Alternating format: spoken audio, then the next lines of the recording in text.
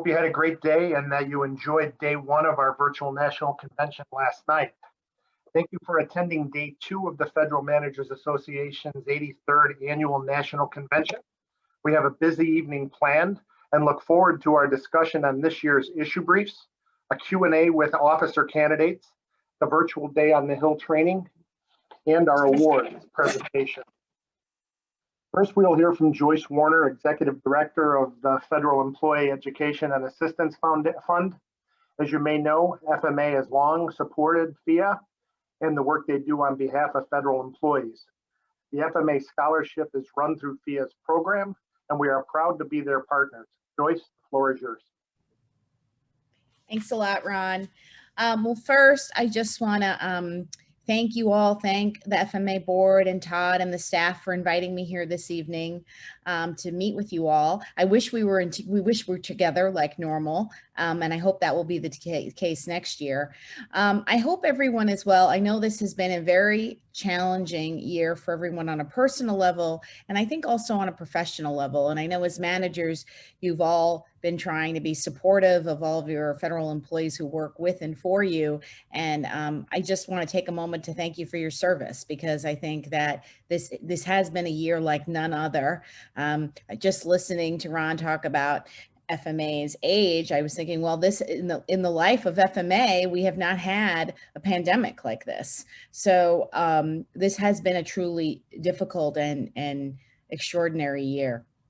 I wanted to just take a few minutes and give you a quick rundown on the latest and greatest with FIA. First, thank you all for your ongoing support of FIA. It really means a lot. And this year, we had a lot to do. There was a lot of need among federal employees and their families everywhere.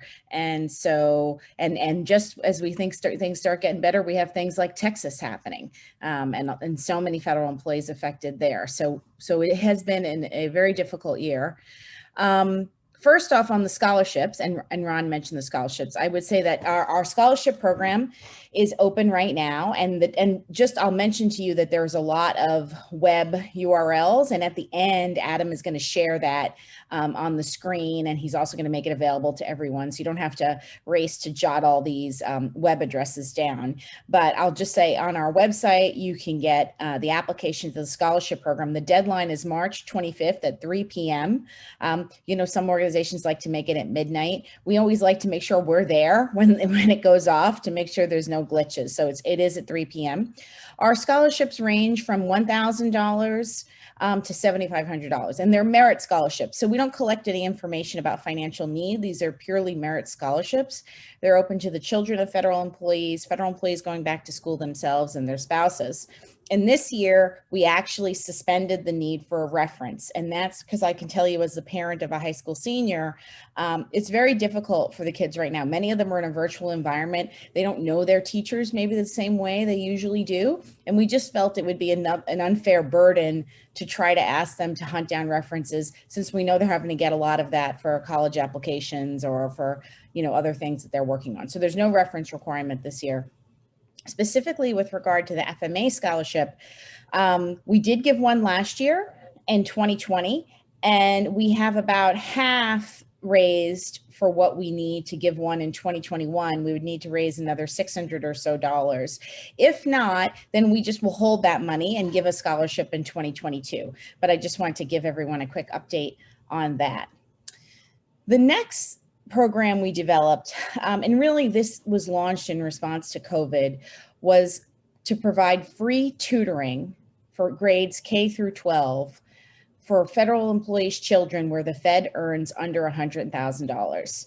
And that is because we know that this has been a very difficult year and a lot of kids are falling behind across the country, and we want to help reinforce, basically support parents and support kids. And this is every subject. So we have first graders working on early grade reading, and we have kids in AP Physics, and we have everything in between. So it's all subjects in K through 12, and it's provided online. We have a partnership with tutor.com, which is, they also have a partnership with active duty military. So we're actually doing one for the civilian federal employees. And it's been pretty popular. We started it November 1st, And we have provided, we've basically enrolled 5,000 federal families, and that includes 9,000 children. So people have seen the need and want to get extra access. And so both for any of you, but also for your employees, if you know that they have children in those grades, K through 12, and they could use a little extra help, you know, this service is available. And I should also mention that they provide coaching. You can get one-on-one coaching online as a parent.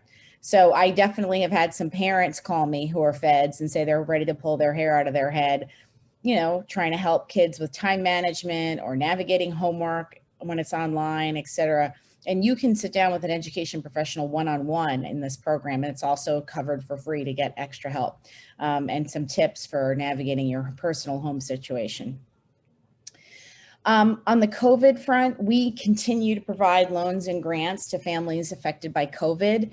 At this point, we're mostly focused on those feds who all their leave was exhausted and they were going into leave without pay status from being ill. And then the other area is where, unfortunately, the federal employee or their spouse or child passed away. And we've been trying to help in the bereavement process with some grant funds to help during that very, very difficult time. And so if you know anyone who's lost a spouse, if you yourself have an employee in your agency who's passed away, please direct them to us. Earlier in the year, we provided masks, and I think we did about 6,000 or 8,000 masks. And, you know, now, of course, as I think last night, we had to go buy some more masks and we went to a local store and got them. But, you know, back when we were doing this, I think in the very early part of the summer, you couldn't get them. And we did make a relationship with a supplier, and we first served all the people who were being called back to work at that time. And then we provided extras to others who were, say, telecommuting. But the mask need was something we spent a lot of time on earlier in the year. But again, it's still a regular year despite the pandemic. So we are doing ongoing emergency assistance. You might recall FIA has a no fee, no interest loan program where we will help federal employees out with a mortgage payment, funeral costs. Basically, it's something where something terrible has happened to them, not of their own doing. So that's often things like they had a kitchen fire that destroyed their kitchen, right? It wasn't lightning struck the house, but you know, they had a kitchen fire, or they had a parent pass away and they really can't afford the funeral costs by themselves, or they have another illness, not COVID, and they have extensive leave without pay, maybe for chemotherapy or other treatments. So I encourage you just to recall, I know many of you know about this program, but if they just come to our website, they can get help that way. I mentioned disasters.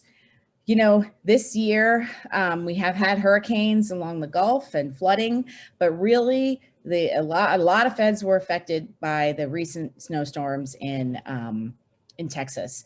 Either they lost power, they needed to evacuate, or really there were just, I mean, I never saw so many pipes burst in our system with the applications flooding in. And, you know, I don't need to repeat what's in the news, but I think because of that type of storm, a lot of the houses just weren't without power. They were not built to withstand those types of temperatures for their plumbing. And so a lot of people have burst pipes in Texas who are federal employees, and we've been responding to that.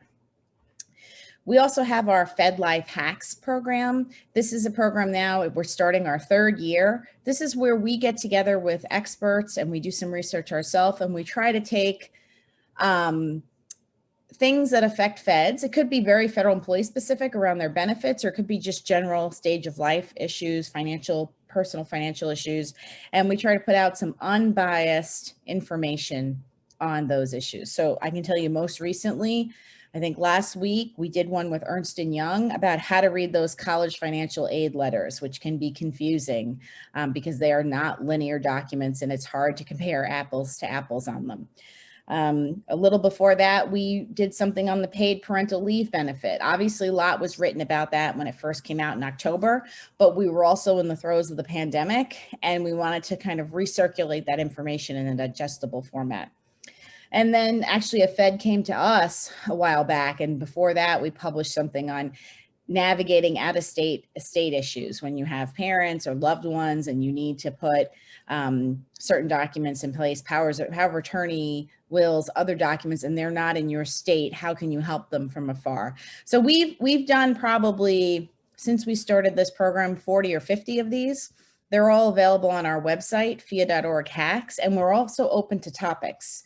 So we've published something on disability insurance and federal employees and how it works, because a lot of people have a hard time understanding what happens if they have, if they become disabled. So I just encourage everyone to take a look at those. And if you have ideas for topics you'd like to see us address, just to let me know. And I'd be happy to put that in our pipeline. And then last but not least, I think we are, this year, some of you may know, we often do an in-person for Public Service Recognition Week, walk and run. That's, but unfortunately, that's just not going to be possible this year because of COVID. We just won't be able to get our permits and gathering limits lifted by that point at the beginning of May. So instead, this is FIA's 35th anniversary this year. We were formed in 1986, and we are going to be hosting a Feds in Motion challenge. And the goal there is to encourage everybody to walk, run, bike, swim, however you want, at least 35 miles in 35 days for our 35th anniversary. And we have some great swag we're giving out if you register, and it's an important fundraiser for us. So we're hoping to get as many feds as we can motivated to, I know I'm getting motivated to get outside more and get more active after a long indoor winter. And I hope that you all will think about engaging that way too. And so maybe Adam, if you could, I would say you could put up the slide and then I can take any questions. Yeah, there you go. So on here, you can see these are the websites, the web links for all the programs I mentioned. Scholarships on the left, tutoring, COVID relief, emergency hardships, disasters, Fed Life Hacks, and then on the right for Feds in Motion and our general donation site. And so really, if you go to FIA.org and put in any of these words, you're going to come up where you need to come up to get the information you need. But if you're trying to hone in on a specific program, you can use these links. And so we'd love to see, we're going to have teams. There's a teams function for the Feds in Motion Challenge where you get a discount. And so we'd love to see some FMA chapters form teams and maybe compete a little bit against each other for their total miles. The dates for that event are May 2nd through June 5th. And we're going to be hosting some Wellness Wednesdays online with guest speakers at lunchtime.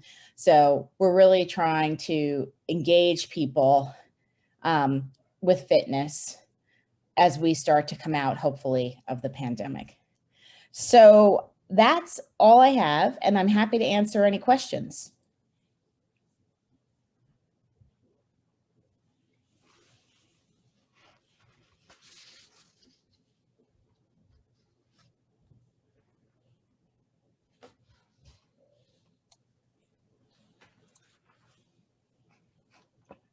Joyce, it looks like folks are just starting to get warmed up. We don't have any questions in hand yet, but Okay. We're looking forward to the challenge that you're talking about. Yeah, we would love to see, there could be an FMA, one FMA team, FMA chapter teams, however you guys want to do it, but we'd love to see you get involved. And I didn't put it on here, but if you go to the challenge website, you can see we have some great swag. We have men's and ladies shirts and participation medals and all kinds of things that folks will get who participate in the challenge. Very good. Excellent. Oh, is there anything? I see questions in the, oh, yeah, great. All right. Well, if there's nothing else, you can send me questions at any time. My email is jwarner, like Warner Brothers, at feea.org.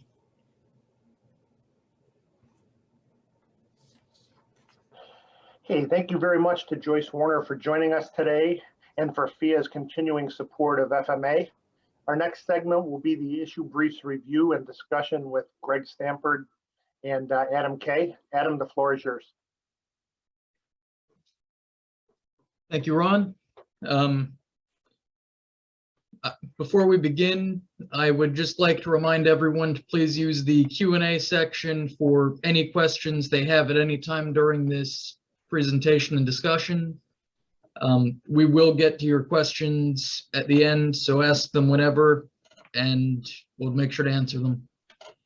Greg, would you like to start us off? Sure, absolutely.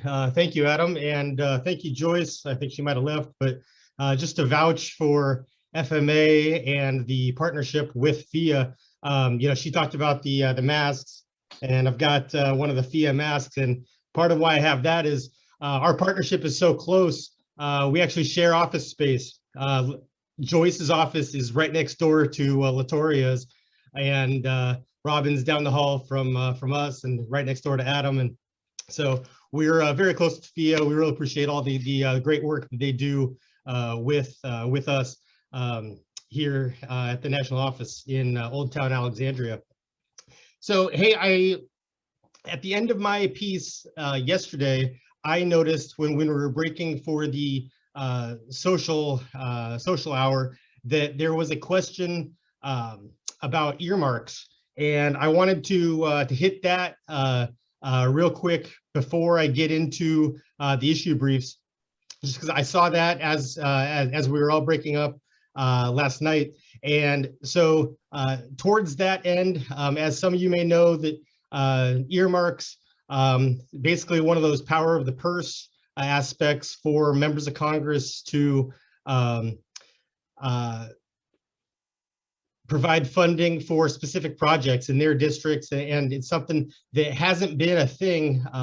About 10 years ago, earmarks were banned. Both parties banned them in Congress, and but that question about earmarks was actually interesting timing, because actually just last week, or like 8-9 days ago, House Democrats came out and said that they are going to renew the earmarks process.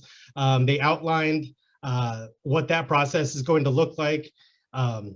Members will be able to submit up to 10 projects per fiscal year, and there are a lot of requirements that were in their materials on that. That's only one piece of the puzzle. At this point, Senate Democrats have not yet said whether or when they are going to also do it, and both House and Senate Republicans have not said one way or the other. There are some in both the House and the Senate who have said absolutely, let's do it, but Mitch McConnell has come out and said that he thinks that his conference would not support that as a whole. So we'll see what happens. If they do it, I can tell you that the House Democrats plan would be 1% of discretionary spending, of the overall discretionary spending level. And then the last thing on earmarks is we have several friends, FMA has several friends on the appropriations committees, including Derek Kilmer from Washington State, who's on not only the full appropriations committee, but he's also on the defense subcommittee. So I just wanted to throw that out there. I did, whoever that was, I think it might have been Sherm, that I did see your question when we were breaking up, and so I just wanted to hit on earmarks briefly. So setting that aside, let's dive into the briefs. And I can tell you, this is the issue brief process always kicks off at the end of October, early November. This year it was the day before Halloween that we jumped in on it and started planning what our legislative agenda was going to look like for 2021. We then work with Craig Carter and get his input and the full executive board on the executive summary before that goes out to every member of FMA, including MALs. And in January, and that was in December of 2020. In January, we sent out the briefs to the full briefs, not just the executive summary, but the descriptions about each one. Again, that's to all members.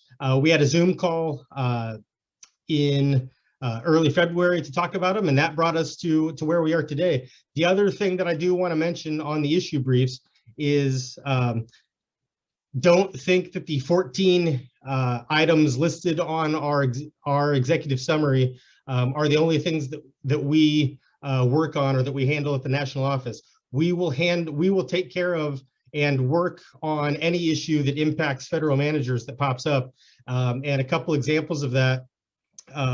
In 2017, there was the TSP Modernization Act, and that was never an FMA issue brief, but we worked with the legislators on that and helped to get that passed. And around that time, Congress worked on administrative leave reform, and that was never an FMA issue brief, but the senior staffer for the lead senator who got that done sent me an email the day it was passed and thanked us for our support and said they couldn't have done it without us. And so I think that's just a good illustration of there are issues certainly above and beyond what we have on our issue briefs. The other thing that I'll mention, and as Joyce said, and as was talked about a lot yesterday, was last year was a funky year, right? Because of COVID. And so a lot of the things that we had teed up and ready to go for 2020, we just weren't able to get to because everybody got into dealing with a global pandemic and everything that came with that.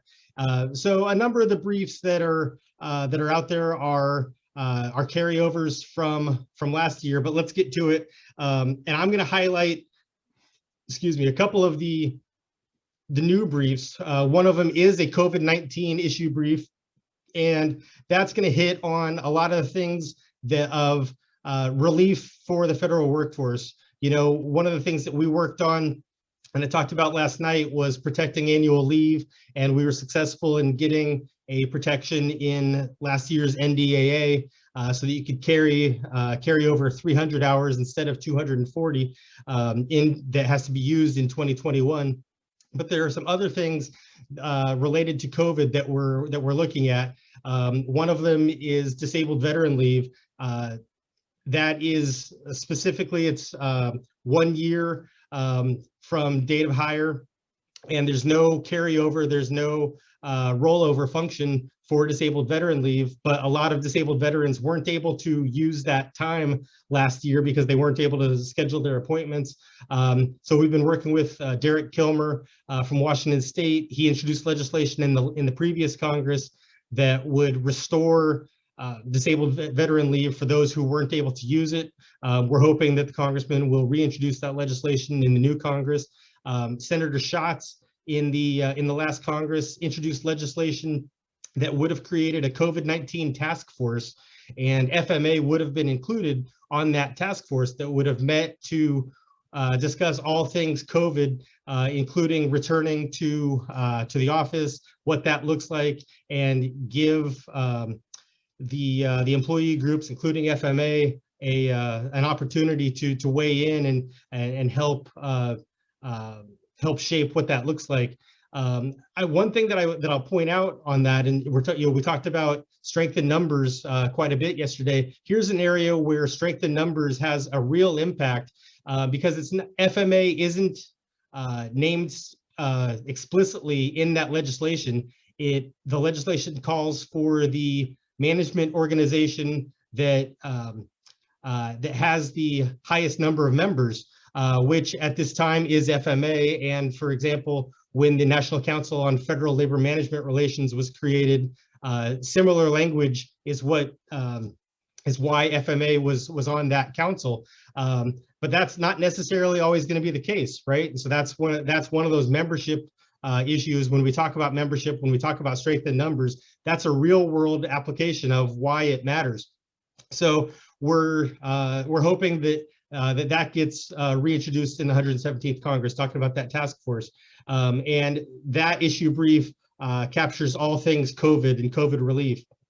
The other new brief that I'll briefly mention is telework, and we talked about that a little bit last night. But telework has shown that it's been overall very successful. Adam helped put together and led a telework town hall that I see many familiar faces that joined that in January and shared their best practices and examples on that. And I mentioned last night that Craig and Todd and I met with representatives from OPM, from the senior advisor to the director's office just last week.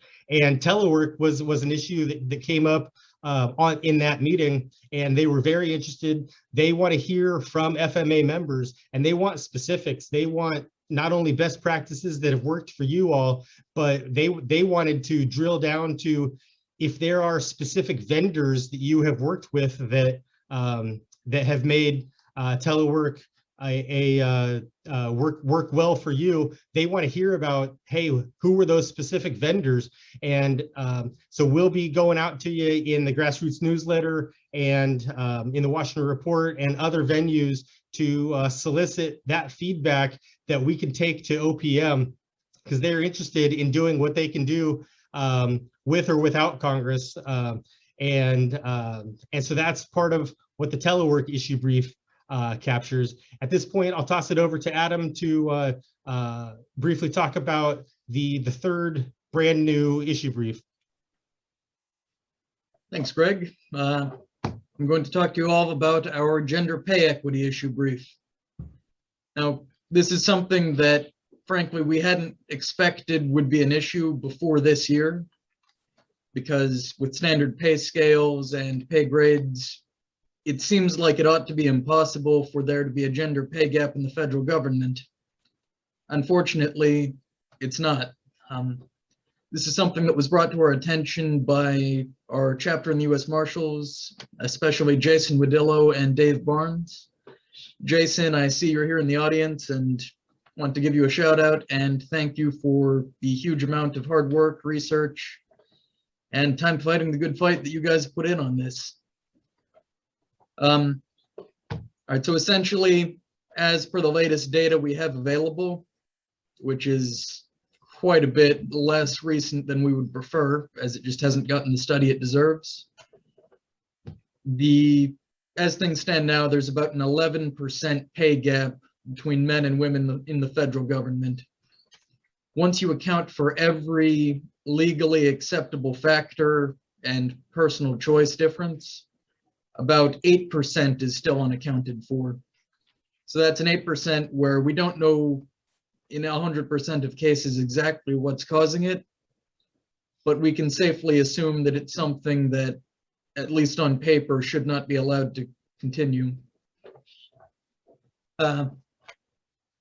As it stands, there is not a concerted legislative effort underway by any politicians to address this issue.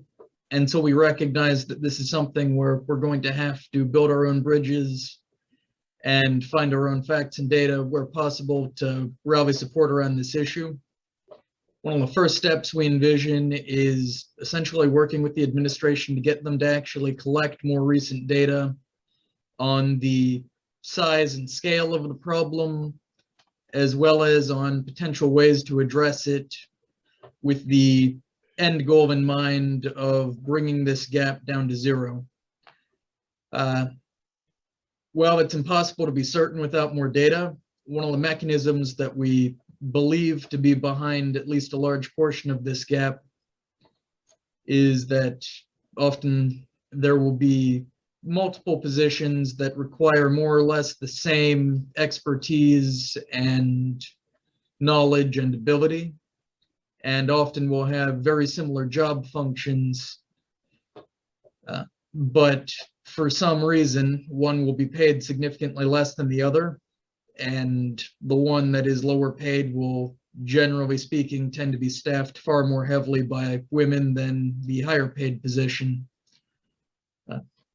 Like we said, obviously this is something that needs to be addressed because it's a question of basic fairness, and female feds are working every bit as hard as male feds and deserve to be paid every bit as well. Greg, back over to you for the rest of the main issue briefs. Sure. And so I think a lot of the briefs, and why don't I pull up.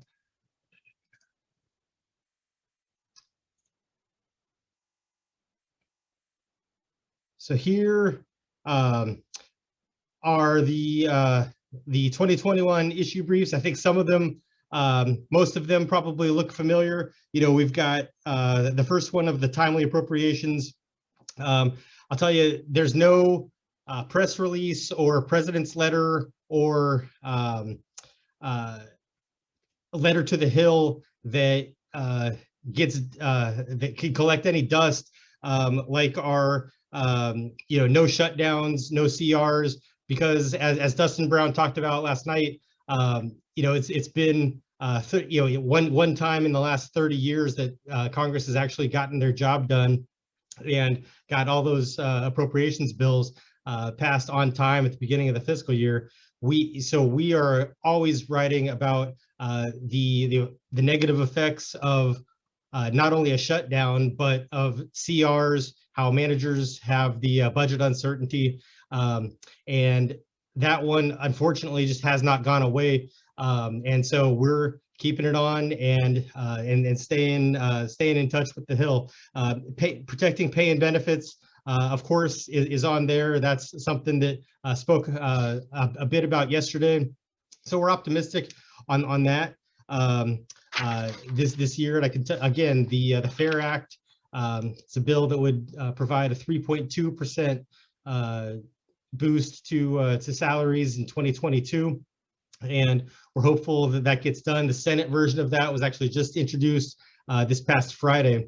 And so we're excited to try to get that done this year. Hiring reforms, you heard Dustin Brown talk about that from his seat at OMB, and FMA is there every step of the way, trying to get the time to hire down. I think it's still hovering around 100 days. How does the federal workforce compete with the private sector when you have that as another hurdle? So hiring reforms are certainly an issue that I hear about on the Hill in just about every meeting that I go in. And again, we heard from Dustin yesterday on that.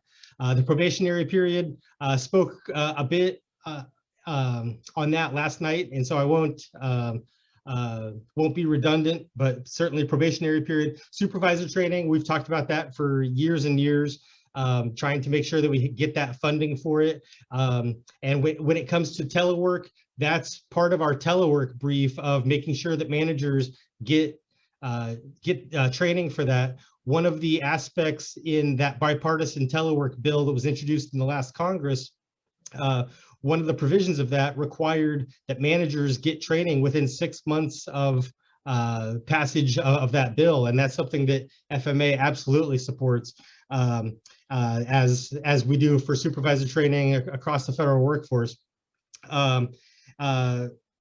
On the FERS service credit buyback, I've had conversations with Congressman Kilmer on the potential of reintroduction for that. We're looking at ways to try to minimize the costs and make sure that it's cost neutral. And so there's a lot of discussions are taking place on how do we keep that cost down.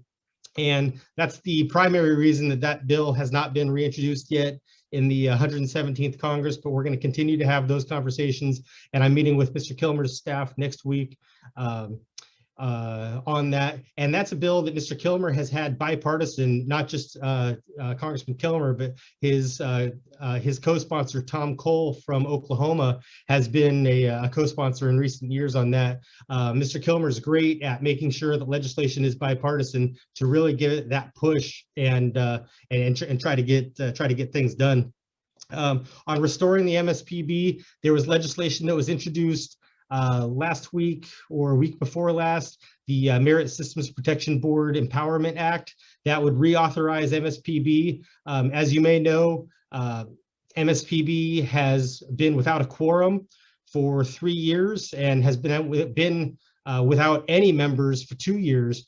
And the result of that is more than 3,000 cases that are just sitting out there. There are thousands of federal employees and their agencies that are waiting for some kind of closure, and it's just irresponsible. FMA joined our colleagues on the Government Managers Coalition on a letter in January to the administration, urging the administration to nominate competent, qualified candidates, and we actually identified several candidates for those who actually have been vetted through the Senate. And so I'm optimistic that there will be movement on that, but we're continuing to pursue that because that's a big piece for due process, and that'll be something that we continue to work on. Infrastructure, that runs the gamut. That absolutely includes shipyard modernization. So for all my friends at the shipyards, but that's not just the shipyards. We're talking about for my friends at the IRS and my friends at Social Security, and there's crumbling infrastructure across the federal workforce, across the country, of course, but certainly within the workforce.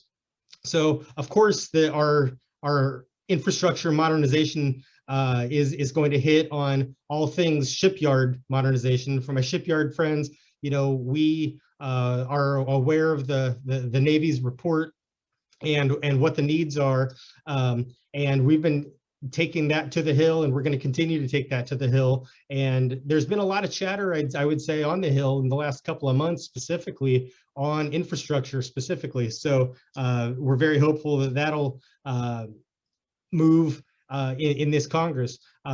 As far as the brief on cost of living adjustments, I mentioned last night that the Equal COLA Act has been introduced again in the 117th Congress, and we have an action letter in the field live and ready to go on our legislative action page. So take a look at that. We're moving on that. The GPO and WEP, I know I see a lot of familiar faces on taking the time out of your schedule to be on the convention tonight. And so we're continuing to pursue that. Congressman Rodney Davis from Illinois introduced his legislation again, HR 82, that would fully repeal GPO and WEP. But I was on a call today with my colleagues in the Federal Postal Coalition, and there's legislation that Congressman Richard Neal from Massachusetts, he's the chairman of the Ways and Means Committee. He has draft legislation that's pending that would be specific to the WEP, and it would provide a measure of a little bit of relief to current feds, but then also change the calculation for the WEP to come. So it's going to be cheaper than the full repeal, and where FMA will certainly support that. GPO and WEP is something that we've supported long before I came to FMA, and we'll continue to take bites at the apple and keep trying to get that done. Keep trying to chop that tree down. The issue brief number 13 there is talking about TSP. As you know, there was some measure of interference specific to the International Fund, and there was some interference from Congress that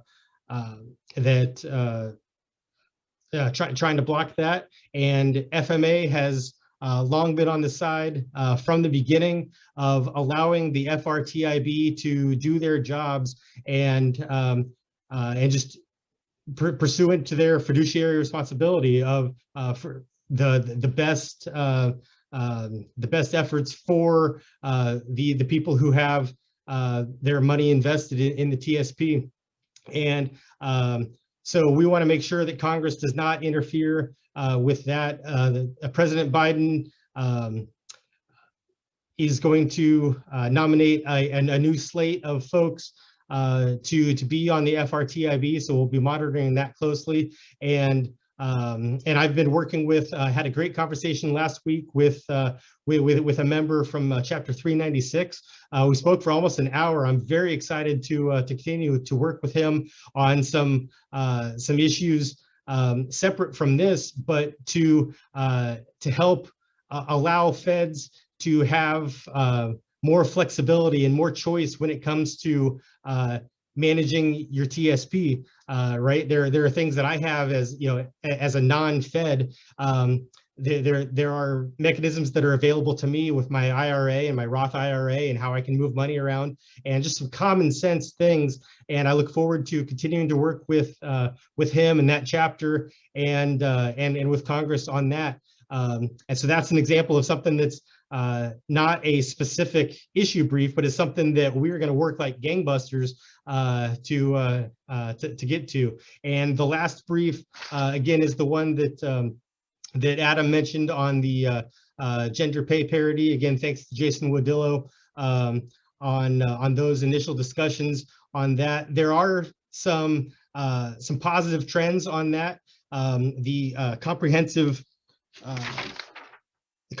paid leave for federal employees bill that was introduced by Congresswoman Maloney. She's the chair of the House Oversight and Reform Committee, and that would build off of the paid parental leave and provide 12 weeks of paid leave to any instance covered by FMLA. And so FMA is supportive of that. And then also the Paycheck Fairness Act, HR 7, I believe it is, was introduced. And that's not just a Fed issue, but it's on that issue of equal pay for equal work. FMA obviously strongly supports that. With that, I think we're going to open up the floor, and I know Adam, you're going to moderate any Q&A, and look forward to discussion. All right. So I'll take the first question if you don't mind.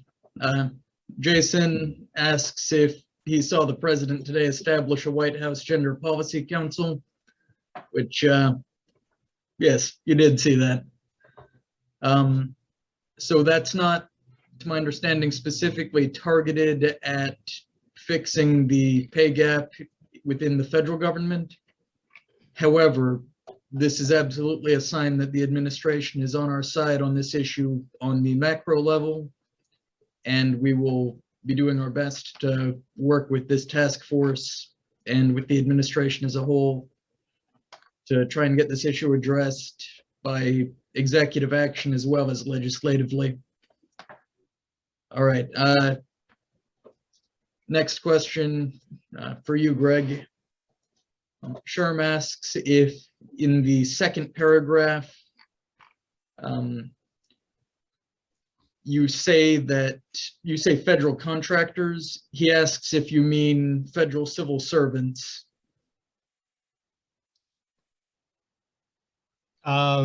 Second paragraph, I do have the briefs in front of me.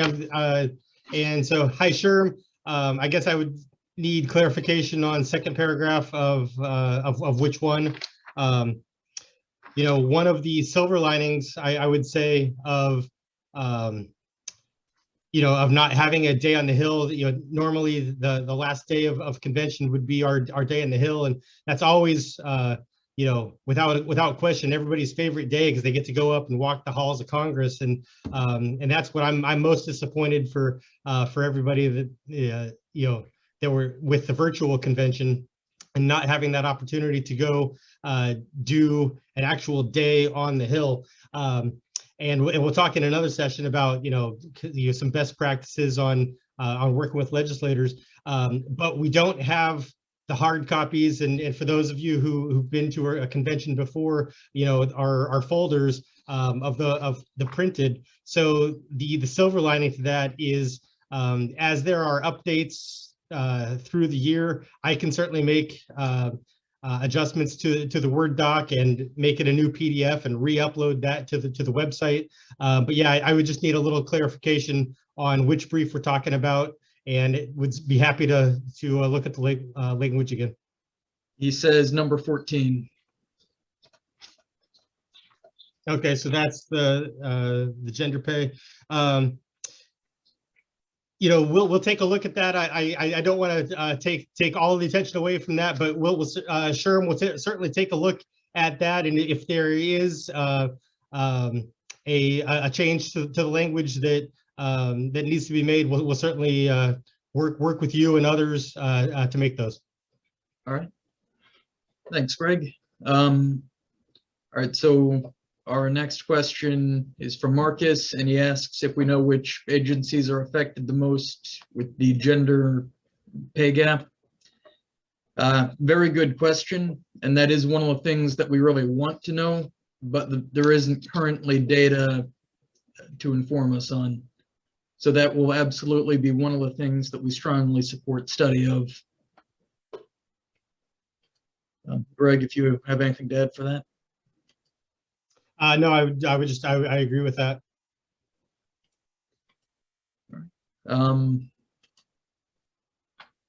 Right, that looks like most of the questions we have for the moment.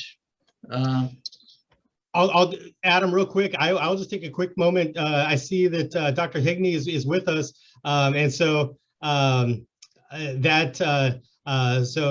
Chris Higney is the member I was speaking with on that TSP issue, on working to make sure that feds have flexibility and choice to be able to, again, to make those same make those same decisions and regarding their money, the same things that I have access to as a non-fed, and so glad to see that you could join us tonight. Thanks for taking the time, and look forward to working with you.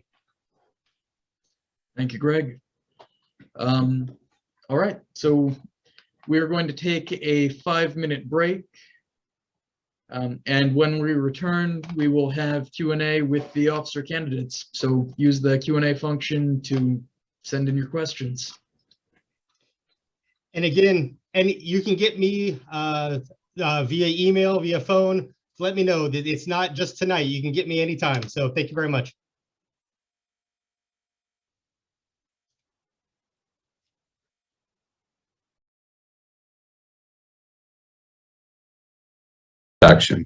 We are so honored to be part of the 83rd Annual FMA Convention. While it's different this year, we are very excited about the unique opportunity for every member to walk away with an understanding of what we do and why FMA chooses to work so closely with us to protect you. You've all heard about professional liability insurance, and you most certainly are aware that your agency pays for half of the cost of the insurance. Our training presentation will explain how scrutiny, demands of accountability, politics, special interest groups, social media, and news sensationalism have led to scapegoating and a scandal phenomena affecting everyday federal managers. You will leave with an understanding and an appreciation of how and when your professional liability insurance policy will protect you. Thank you again, FMA, for including us in your conference and for our continued partnership in protecting your members for well over a decade.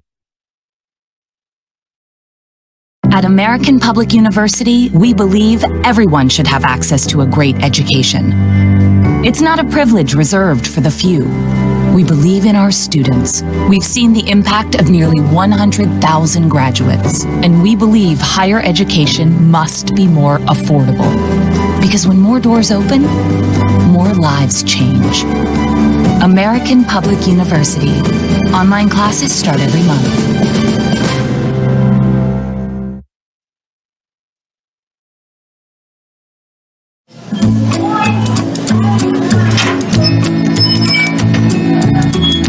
Discover how to make your life easier with mail order prescriptions. La la la la la la la la. La la la la la la la la. Urgent care can be less expensive than the ER. Michael, are you okay?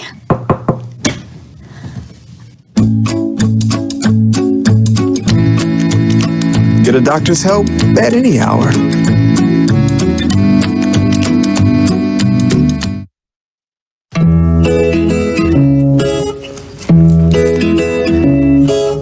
Find out what vaccinations are covered under your plan.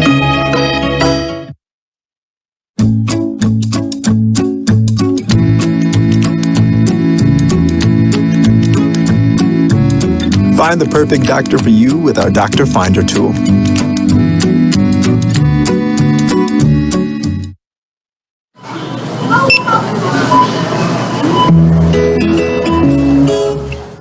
Find out what care will cost before you go to the doctor.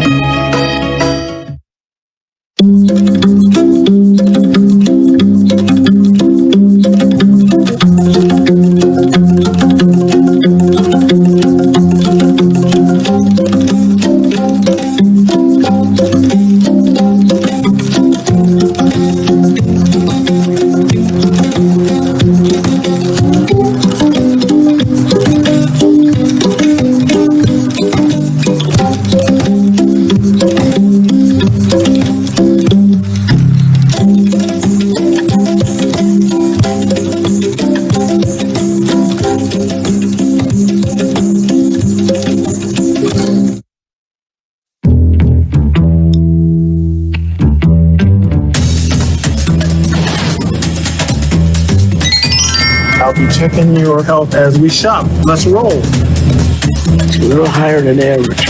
How do you know that? Oh, it's counting my steps. It's an odometer. This is your heart rate? That's my heartbeat. My blood oxygen's only 90. Don't forget to get your annual wellness visit. It was fun.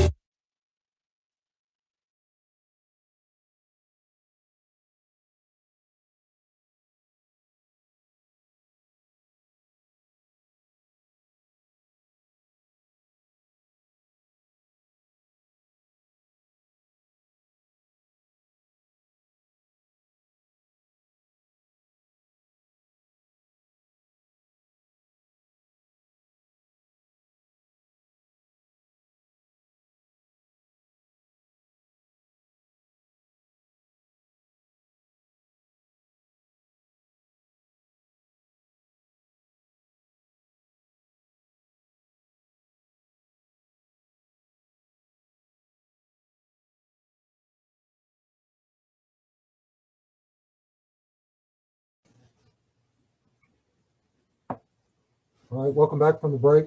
It's now time for our officer candidate question and answer. Like yesterday's officer candidate statements, this Q&A will be moderated by FMA President, Emeritus, and Nominations Committee Chair, Pat Niehaus. Pat, you have the floor.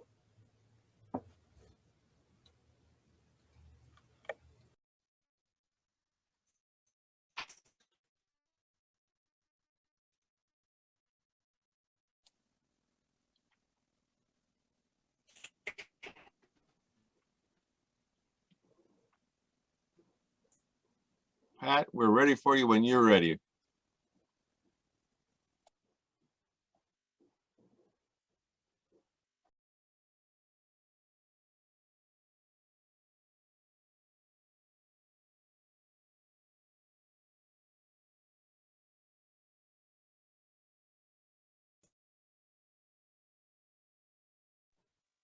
Todd, it looks like she might have frozen.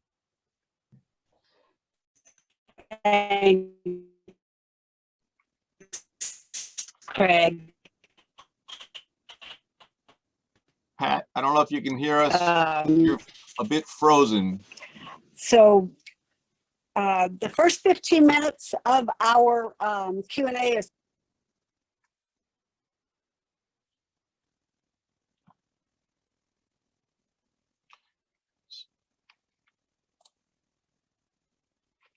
Sorry, folks. It seems like we're having some technical difficulties. What Pat will be doing here shortly when she joins us, we'll be leading the question and answer period with our officer candidates. Oh, no, she's apologizing. She says she just got kicked out, and she'll try to get back in here shortly. So as she was saying, if you have any questions for the officer candidates, we would like you to place those in the Q&A function at the bottom of your screen. We're going to be talking with the national vice president candidates for the first 15 minutes, and then we will move on to the national treasurer candidates. We were just informed tonight that unfortunately Bill Schweizer had something come up and he will not be able to join in during the National Treasurer discussion time. But we will be hearing from Christine Parker, our current treasurer. As a reminder, ballots are going to be mailed to every chapter president and other officers at the chapter tonight or tomorrow morning, probably. Chapters should complete the ballot and return it to their region director and me at the national office. For region 1, we're going to ask you to send your ballots to Tim Bergeron. He is the vice region director. Since Chris Lombardi is running for an office, it was not appropriate for him to receive those ballots. And the instructions will accompany the email with the ballot. So with that, let's see, the first question, I'm going to see if we have.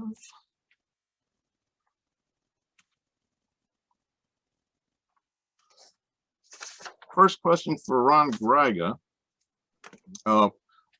What are the top challenges you think FMA is facing now, and what do you plan to do about them? Good evening, everybody. Again, my name is Ron Gryga. I'm a candidate for the vice president position, and I am currently the placeholder for the vice president position. I think some of our biggest challenges right now are membership and engagement. And this has been an ongoing problem. I know that when I was Region 1 director, we would have meetings, and we would have a very select few people that would come to our meetings and join our conference calls and things of that nature. One thing that I've really thought worked really well is, and this is a kudos to Peggy Hatcher for Region 3, that she has a text blast that she sends out to all of her chapters. And I think that's fantastic and something that all regional directors should do if they're not already doing it.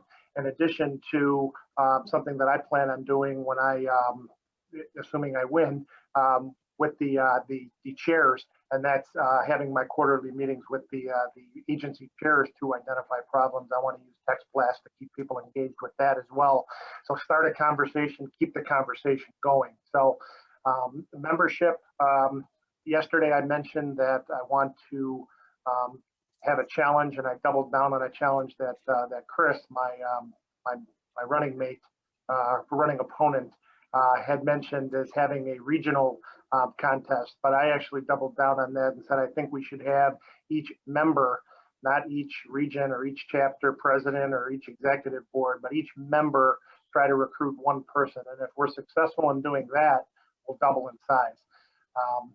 Then once we add to that and get these members on board, we need to have quick engagement with them, show them the ropes, not only for our chapters, but for the national office and how FMA works and what the process is from beginning to end, who our national officers are, who our national office staff are, how it works, what the day on the Hill is all about, and just keep the conversation going and flowing so we can keep the members engaged, active, and that'll get the excitement rolling and hopefully downhill where we can continue to grow.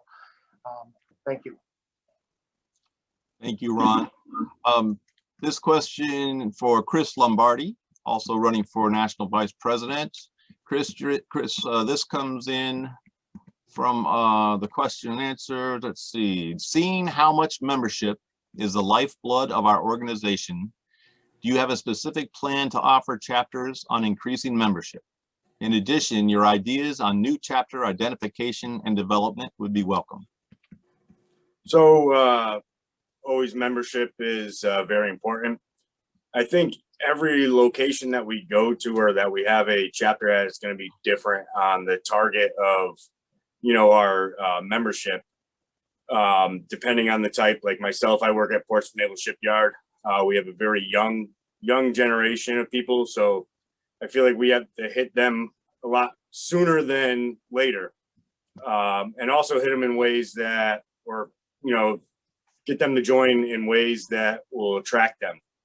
Right now with the virtual world and COVID going on, we're all getting more into the virtual stuff. So I feel like we need to come to times with some of the younger generation and figure out what actually appeals to them in every location. It's not an easy task. I know that we have a lot of people like at my location that is just, we're trying to tap that, generation of people, and we're seeming to have a hard time with it. I think if we not really offer, but maybe do an incentive program, whether it's just a short-term thing to kind of get membership up, that could help a lot. Competition always drives me. So I think between chapters, like I said yesterday, if you were on the conference yesterday, I challenged all the other region directors to, who could put in the most in the region. We haven't quite figured out what the prize is going to be, but we'll get to that. And Todd, I'm sorry, I forgot the second part of that question. In addition, your ideas on new chapter identification and development would be welcomed. There's hundreds of places that probably don't have representation. Every one of us in government agencies have the access to actually look up different government agencies, and we can relay that stuff to Todd, our national office, or even like us, we have a local area that here does have no representation. We also have a chapter or a branch Portsmouth Naval Shipyard out in San Diego, and we're actually helping them join or create their own chapter. Right now, they're members of our chapter, but as soon as they get enough members over there, we're going to get them their own chapter. I think it's just, again, with the new generation, it's making something that's interesting for them and just locating the different agencies that are out there and finding the right people to talk to. Me, myself, I don't mind talking to anybody. So if there's anybody that needs me to go to an agency in Region 1 area, I have no problem going. And if I get vice president, please reach out and I will help you do whatever you need to do. That's all I have, Todd. Thank you, Chris. This one is for both of you. We'll go to Ron first. He says, both candidates retaining members is just as important as recruiting new members. We lose as many members as we add.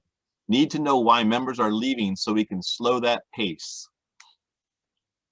It's not quite a question, but what are your thoughts on that issue? I do think that's a great point. It is something that I know I've mentioned in past conferences that I've mentioned in various positions that I'm in. And your current members in any business, your current customers, your current members, they're the ones that are your bread and butter. They're the ones that are your power, your knowledge, your strength, and your support of your organization. So of course, the existing membership are the ones that you want to keep and learn from and grow with. We need to find a way, as I said, with recruiting members, to find a way to keep our members engaged, starting a conversation, keeping the conversation going, keep them engaged, have meetings where where hopefully word spreads. Maybe the first meeting you only have 50 people on it, but the word spreads that, hey, this was a great meeting. I learned something. Now I'm going to spread the news to more and more people. And as word spreads, pretty soon we have hundreds of people on the call or even thousands.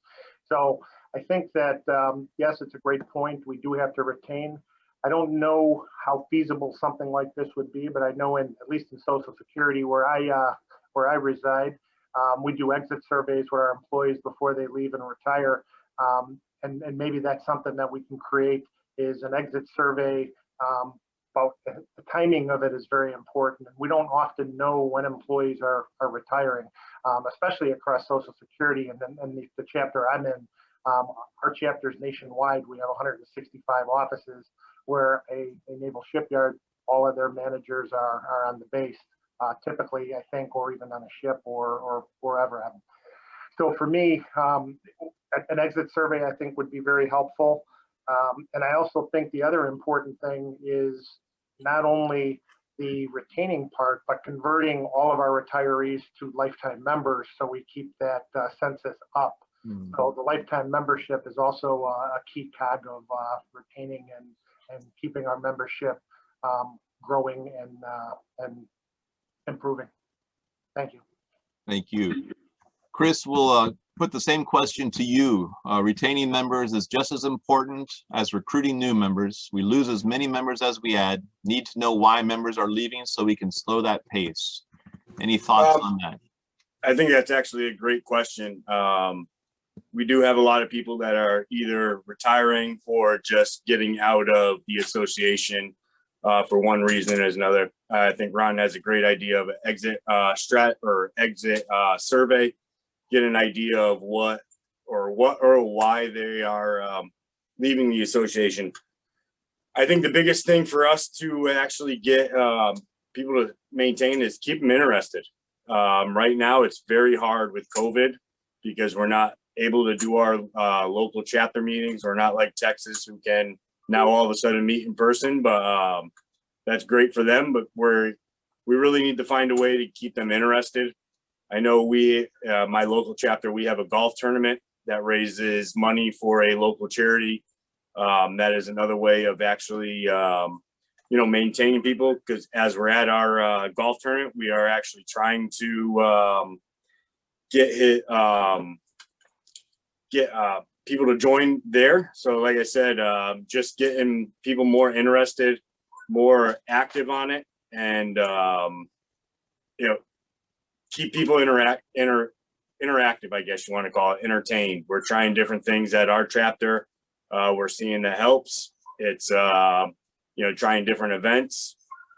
Also, we do a lot of like Ron said, also doing the retirees, giving them a lifetime membership as well. We also have a good success of actually getting some of our retirees to actually sign up for a lifetime membership on their own.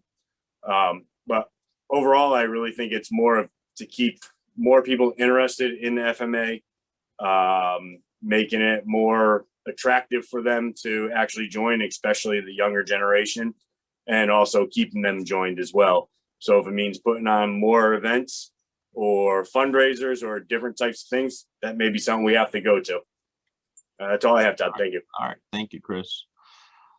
We have time for each of you to take one more question, and it seems like a nice one for you to say whatever you want to say, pretty much.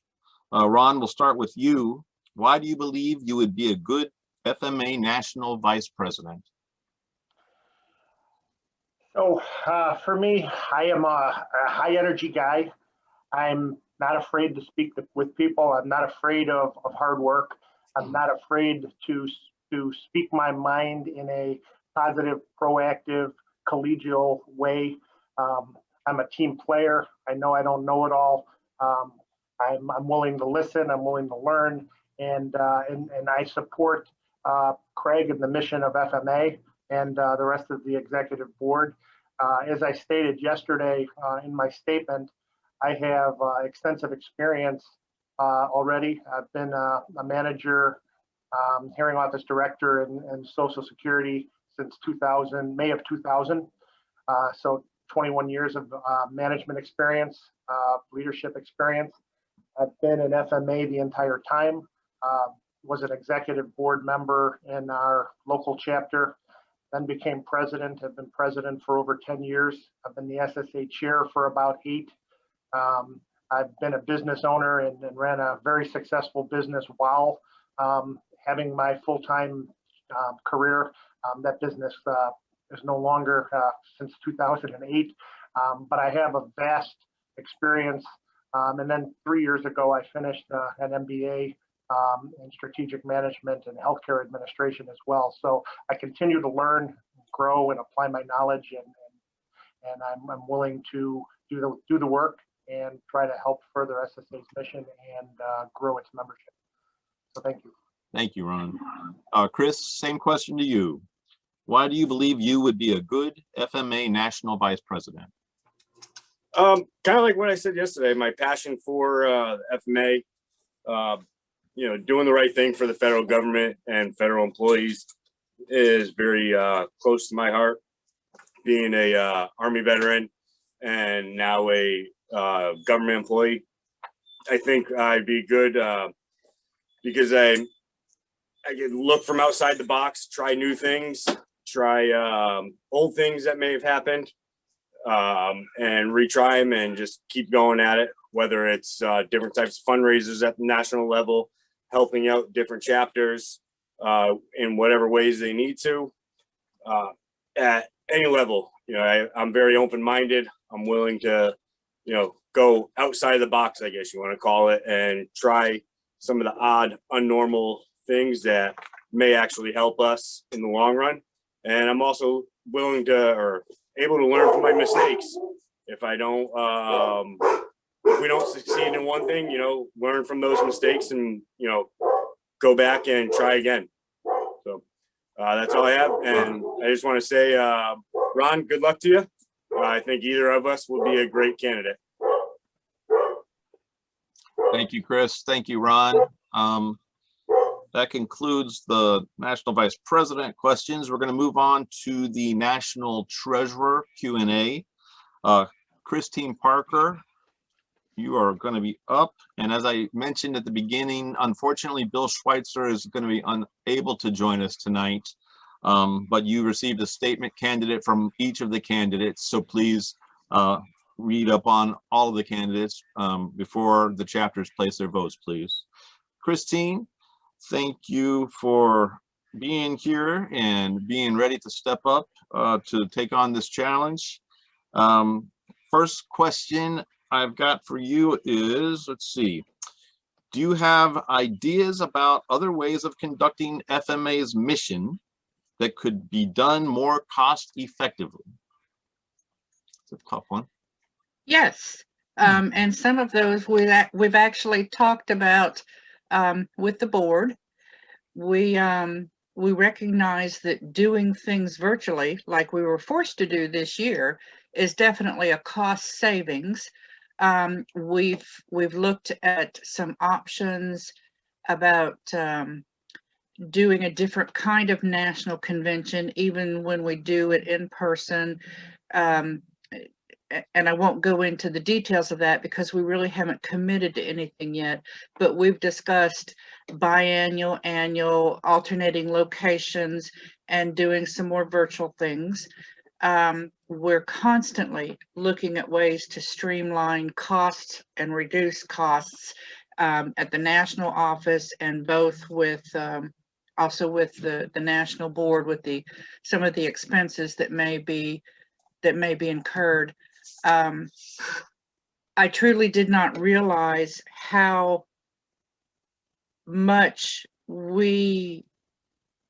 effective we are, I should say, and frugal we are until I became the treasurer last year. It's amazing what we do on a shoestring budget as a nonprofit. The truth of the matter is there's some must-pays out there. You've got to be able to communicate with the world. So telephones and computers are a must-have.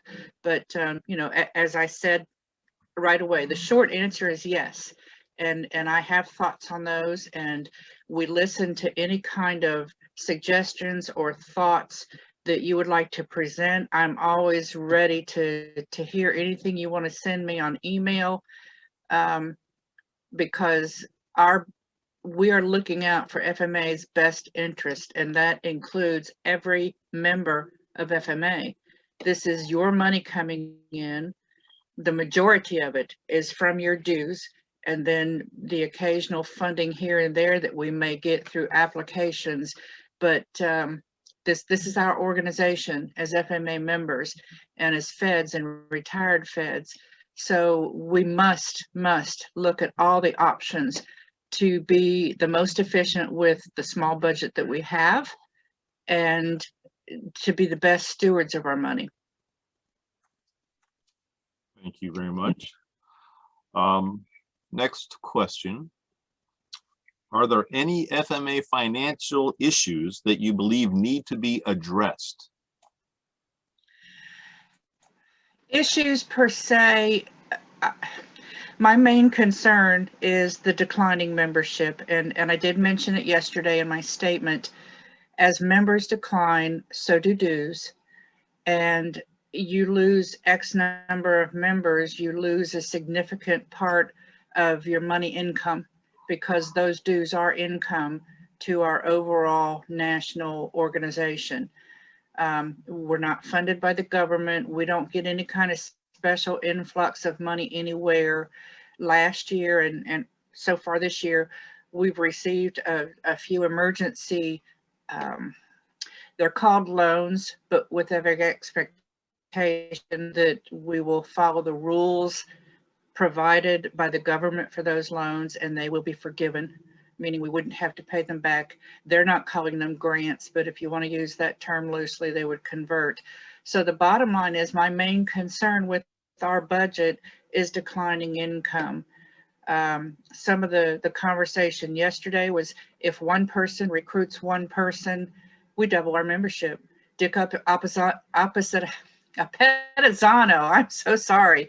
Dick Appizzano, back when he was secretary at national level, said this time and again, and there were a couple others: recruit one, you double your numbers. So I emphasize that. As far as the budget and the way we manage our money, I'm very proud of what we do. We work very hard to be transparent, to make sure we're spending it legally and properly, and no dollar is spent without looking at it and saying, is this the right way to spend this dollar?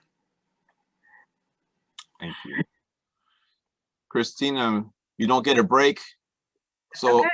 We'll do at least one more, and if there's others that come in, we can do them if you want to, okay? If FMA had a surplus this year, what have we scrimped on that could be brought back if the surplus was to be spent? We have done some scrimping. Some of that's been on IT technology, computers, computer support, that sort of thing. And we've talked about that. Some of those we lost we had several floods at national level of the offices, and that's been addressed and working with organizations to prevent that from happening again. However, we lost some technology in that, but some of it needed replacing anyway. So we've talked about a schedule to replace desktops with laptops that have docking stations so they can travel remote out of the office and wherever they need to be, looking at more efficient ways to do that instead of duplication. We have not given our national staff a raise in a while, and I hope you know what heroes they are, because they work tirelessly. They work without ceasing through the pandemic. They've gone in and out of the office on different schedules. Latoria, my sweet Latoria, she actually had COVID for a while and just really never missed a beat. You know, we had to delay some stuff, but you have Todd, Latoria, Greg, and Adam. That's it. They run that national office. Greg and Adam, the time that they spend putting things on the Hill. So I'll go back to saying we would, I would like to see them have some improved benefits, some improved income. I would like to see our information technology be beefed up a little bit better. The last thing that's been on my mind for several years, and we've talked about it as a board, that when we get to a point that we feel like our budget is healthy, I want to see us create a reserve fund. Most nonprofits have a goal of having a reserve fund. It's not a slush fund. This is something that you would put out there, make a commitment to put funds into it every month or every quarter.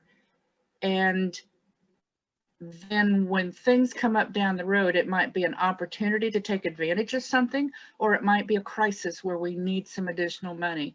We really ought to look at creating that reserve fund. That's my big dream for the FMA budget, because I believe that we're going to be able to get our membership going again and recruit. So that's my long-term dream. Kind of told you how to build a clock when you asked me what time it is. Sorry.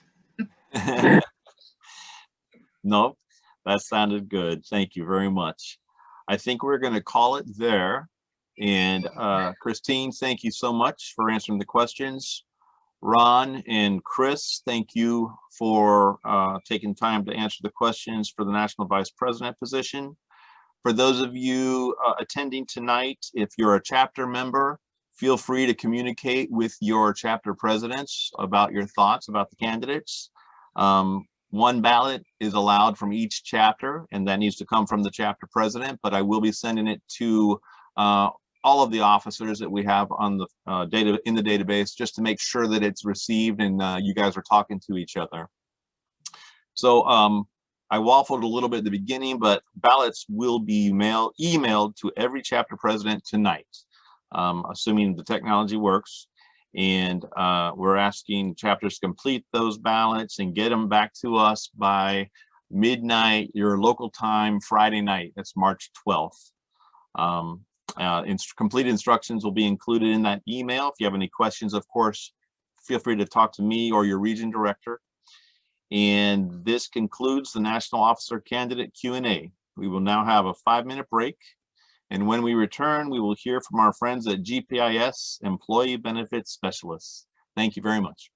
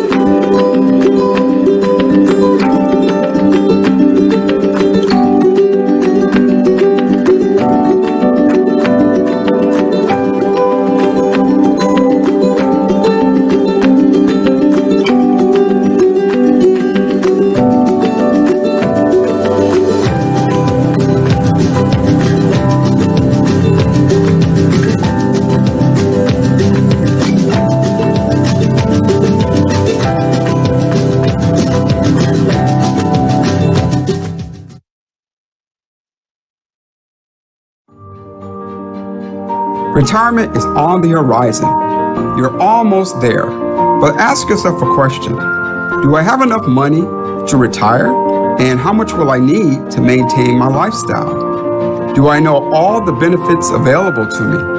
What about my health and life insurance options? What if I wanted to work again? Here at GPIS Employee Benefits Specialists, we have the knowledge, experience, and tools to help answer these questions. We offer free consultation, which includes a complete breakdown of your federal benefits now and what your benefits will be in retirement. We can show you how to maximize your retirement income with safety, security, and growth opportunity. Please contact us and make your road to retirement truly the golden years.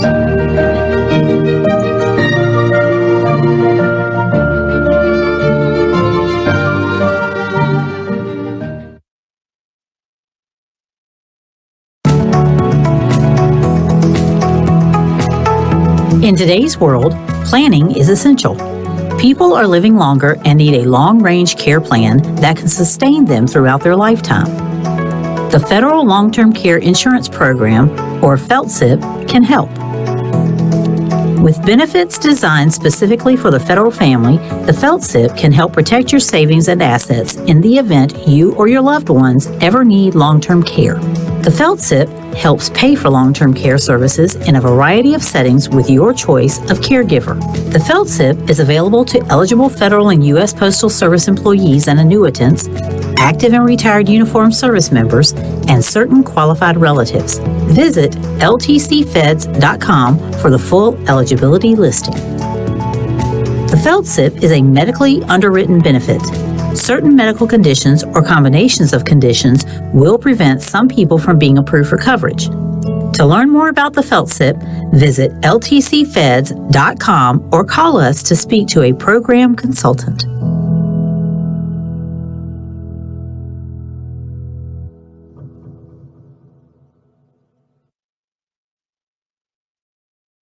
Hi, I'm Tony Bernetti, the president and founder of Feds Protection. We are so honored to be part of the 83rd Annual FMA Convention.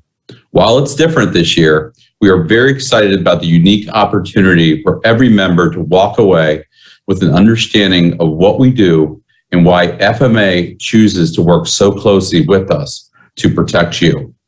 You've all heard about professional liability insurance, and you most certainly are aware that your agency pays for half of the cost of the insurance.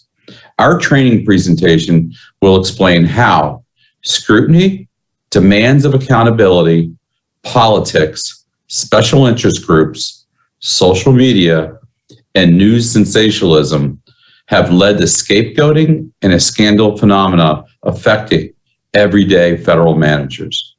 You will leave with an understanding and an appreciation of how and when your professional liability insurance policy will protect you. Thank you again, FMA, for including us in your conference and for our continued partnership in protecting your members for well over a decade. At American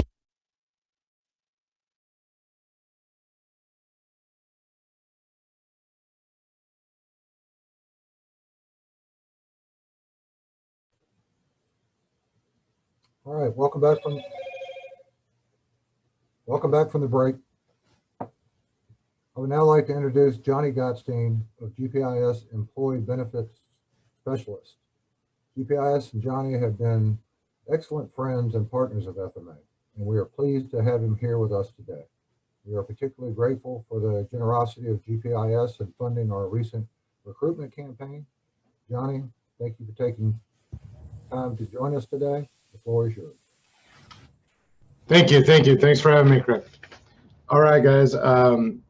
I'm glad you mentioned that because I was going to start off. You guys did a great job on the recruitment campaign during the COVID. I think it was March or April, or maybe a little bit later when we did that. But we did hand out about 54 gift cards, which was 54 new members. So that's pretty awesome. We thought it was a great job recruiting by all of you and really put in that extra work to get the word out there and get new members. And we were pretty proud to be part of that. Glad we could help with that. Some of the things GPIS as a whole, times have changed. We've learned to become more sufficient in what we do. We do a lot of virtual and over the phone reviews as of now, and some face-to-face. Last year, we sit down with over 5,211 federal employees, 1,436 of those. We helped throughout the retirement process, doing the retirement paperwork, the financials, showing them what it looks like as far as their retirement, what it's going to look like in retirement. And, we were really blessed to be ahead of the game and have a lot of these tools available to us when everything started last year. So we were able to do business pretty much as normal. Well, not as normal, but pretty sufficiently. So very blessed to do that. One thing that we've been doing that we hadn't done to that point, which forced us to, was virtual seminars. We've done about 26 virtual seminars in the last few months, and we did create a pre-recorded virtual style seminar, especially for FMA, for yourself and all the members that Craig, Todd, those guys will be getting out to you. If you haven't received that information, it's basically, are you ready to retire? And 10 years out, different steps. We got one of our top financial advisors, Sam Wiss, that'll be speaking with you. And at the end, Trent will be wrapping it up. We kind of put something together a little bit different because if you've been to some of our retirement seminars or pre-retirement seminars, there was a lot of basic information. But in this one, we just wanted to bring out more information on the market, the volatility of the market and going into retirement, and really focus on making sure that we hit your options of longevity with your retirement dollars, and really the steps and things that you need to do going into retirement. Being in the field that we are, we talk to a lot of folks before and after retirement, and we know that having that plan is huge. So we kind of went 10 years out on that, but also there's some good information for those of you that might be 30 years out as well. So if you have an opportunity to look at that, pretty proud of my guys. They put that together in roughly a week and a half. I put it down, let's get her out there, and they spent some long hours to make it happen and make it look appeasing for everyone. So I hope you enjoy that. Also at the end, and I think some of the literature that we pulled out or sent out to you guys, you'll see that we do have a GPIS app. You can download it to your smartphone, keeps you updated on any retirement or financial seminars that we have. If you have questions on your benefits or anything like that, literally you can go right there and you can have instant access directly to us. We can answer any questions if you're not sure how different things work, but it's a pretty unique tool, and it's been, I think literally we had close to 2,000 people download it in the last few months, and been getting a pretty good response on it. So you might want to check that out. The big thing about what we do that's different than most folks, you have financial agencies, you have folks that are, Social Security or quite a few different things that you might have. And the reason I mention this is because I had someone say, well, Johnny, we'll have, Social Security in to talk about Social Security, or TSP to talk about TSP, or OPM to talk about our benefits and stuff, which is all good. They do have the black and white book on your benefits or Social Security. But when it comes to planning your future and protecting your family, you really need a licensed financial and insurance professionals. We have very good financial advisors, very good insurance agents, Medicare, long-term care, life insurance, you name it, and then we mix that in with the benefits. So not only do we give you the black and white, we give you everything in between as well, which is pretty unique, because you could get information on maybe an estimated annuity statement on your retirement, or you get your Social Security statements and all these different things. We always do financial snapshots and put those all together. Literally, on a personal note, I sat down with a gal at the end of last week, Friday, and did her numbers about 10 years ago, and she's retiring this year. It was off by about $50 from 10 years ago from the plan we put together, which is pretty huge. You guys, when you know what to look forward to and really have a plan or what you want to do, you can make that happen. I truly believe that anything's possible if you put a plan together, just like with the recruiting. If you guys could do 54 new members in 1 month, getting motivated, if you kind of put a plan together, you could get a lot of members, I'm sure, every single month. But again, I don't want to make this too long. I'm going to get off here. You can reach us at 866-201-7829. We're also on the FMA national website. You can click on it, get in touch with us. Feel free to reach out with us. Any questions you might have. We're very thankful and appreciative of our relationship with FMA. And I'm very glad that you guys are able to do your national convention, even though it looks a little bit different. Some folks have been canceling, and you guys really went out of the way to make it happen. So I appreciate you having me, and watch that pre-recorded seminar. I think you guys will like it. Thanks again. Bye now. Johnny, thanks again for your time today and your support of the Federal Managers Association. It's very much appreciated. Next, we will hear from Greg Stanford and Adam Kay on how to prepare and conduct a virtual meeting with your senators and representatives. Greg and Adam, the floor is yours.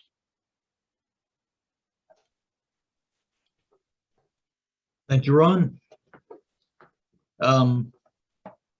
Greg, would you like to share your screen and start the presentation? Sure thing. Sure thing. We're back.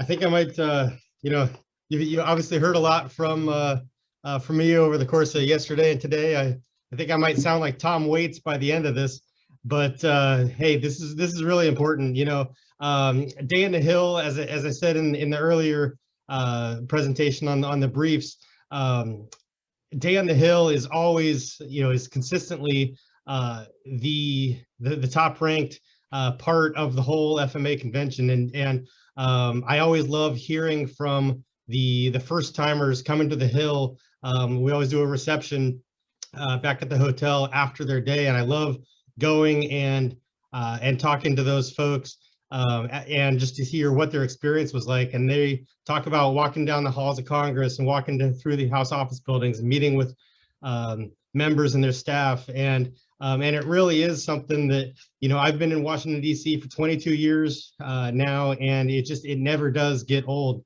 Last year, as we were prepping for our 82nd National Convention, people had their Day on the Hill meetings scheduled, and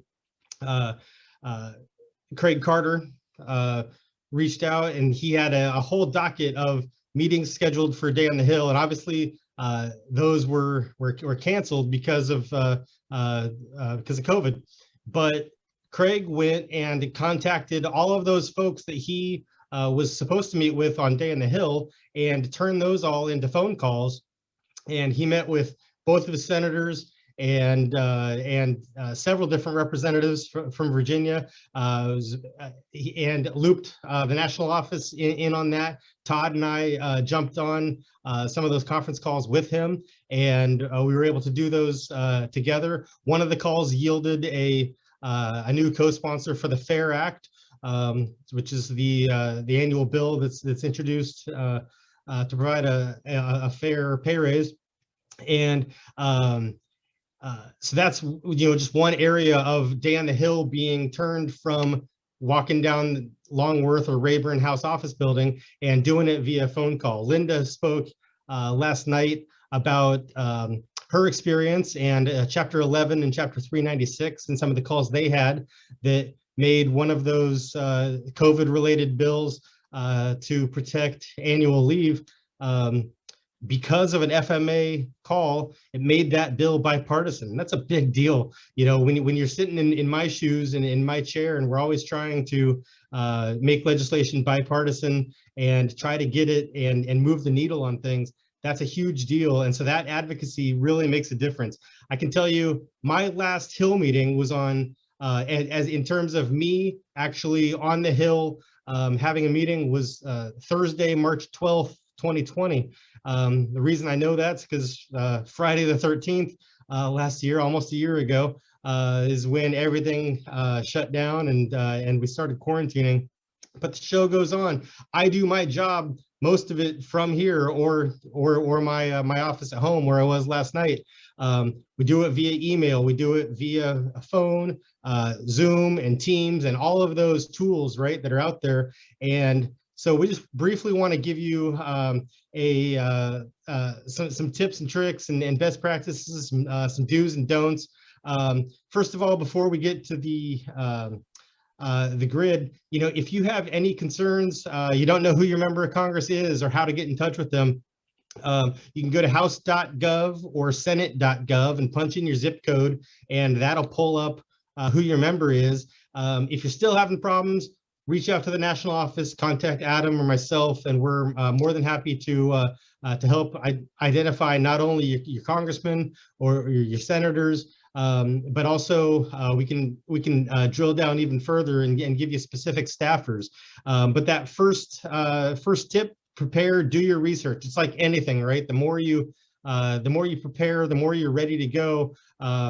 The better off, and you'll be ready to speak with the legislators or their staffers. More often than not, you're going to speak with their staffers, and if they sound like they're 22, they probably are. That's the first job I had out of college. Was working on Congressman's staff. I came out working on the Hill, and I was 22, and I was doing the job. I was on the Hill for 5 years. As I mentioned last night, I also for my second boss, I handled all of the correspondence as the correspondence manager. And so again, just to hammer home the that strength in numbers and on the action letters, but know what you're talking about. So go check out the issue briefs. We put the issue brief executive summary up on your screen in that session, but the issue briefs are available on the website, and you can check those out. Like I mentioned last night with the action letters, having those personal touches, those anecdotes, talking about how this really impacts you as a constituent. That's something that's really important. When a congressman or a staffer hears that you're from their district, hey, look, you're a voter, and the currency of politics is the vote, and they're gonna want to meet with you. They're gonna want to hear from you and hear what's affecting the installations in their district. But do your research on their background and what's their story, what's their experience, what is their voting record, and all of that stuff you can get at www.congress.gov. But also, if you're having any issues finding that stuff, let Adam or I know, and we can help track that down. We can help let you know what their committee assignments are. If they're on a committee of jurisdiction, such as Congressman Kilmer, it's very relevant that he's on the Defense Appropriations Subcommittee for anything related to PSNS and some of our other big chapters out there. So find out what you're doing before you call. When you do call, identify yourself as a constituent. Let them know, hey, I live in your district or I work in your district, and why that's going to be important. And that goes for when you talk to that first person that picks up the phone and answers and says, hey, Congressman Walden's office, Congressman whoever's office. Let them know who you are, and there are two approaches that you can go on that. If you're trying to arrange something with a member themselves, if you're doing something, I spoke yesterday about the event that Chapter 3 had with Congressman Whitman, and there were 7 of us, 6 Chapter 3 members, myself and the congressman. They're talking. If you want to try to meet with a member, ask for the scheduler. Otherwise, you're going to want to ask for the staffer who's responsible for government employee issues. Sometimes, and there is a staffer in just about every office. Every office is different, but most of them operate similarly in terms of there's going to be a staffer who one of their issues in their portfolio is government employee issues. For my DoD friends, there's always going to be a military legislative assistant, and you can speak with them. If they put you to a defense fellow, that's perfectly fine. Those folks are always outstanding. They're just on typically they're on a shorter detail of a year to a congressional office or a senator's office. And that also goes for my Social Security friends. You can ask to talk to who's on who handles Senate Finance Committee issues, for example. That's the Committee of Jurisdiction for Social Security, and then also Ways and Means for my IRS friends. But ask for that staffer that you want to speak with. Keep it simple. Don't try to, when you call and you get in touch with the office, you got your meeting and you got your meeting booked. Don't try to go down the full issue FMA issue briefs and try to hit on every single thing. Pick out 1 or 2. I'd say 3 at most. Keep it short. Members and staffers don't have all day, and you want to just pick out those ones that are particularly important to you. And it can be issues that are on our issue briefs document, or it can be something that's impacting you at your installation, something that you want to talk about. You can do any and all of those. That personal touch, those personal anecdotes really go a long way of saying, hey, this is how this really impacts me, at such and such installation in your district. And you're always trying to find those ways that you can connect. Be respectful. This goes without saying, but I will say it. Be respectful. Be mindful of their time. We are a nonpartisan organization. We're proud of that. And one of those mantras that we've had, for years and years is that conversational, not confrontational tone. You don't want to bring up politics. You don't want to bring up their upcoming election, or hey, who's contributed what to their campaign. Leave that out of that for these meetings. Requesting action, have a hard ask. Hey, Congressman, I would respectfully ask if you would consider co-sponsoring the FAIR Act or the Equal COLA Act or the Social Security Fairness Act or whatever the issue that you're talking with them about is. Oftentimes these meetings are going to be informational, and this is the first time that the staffer has heard about this issue.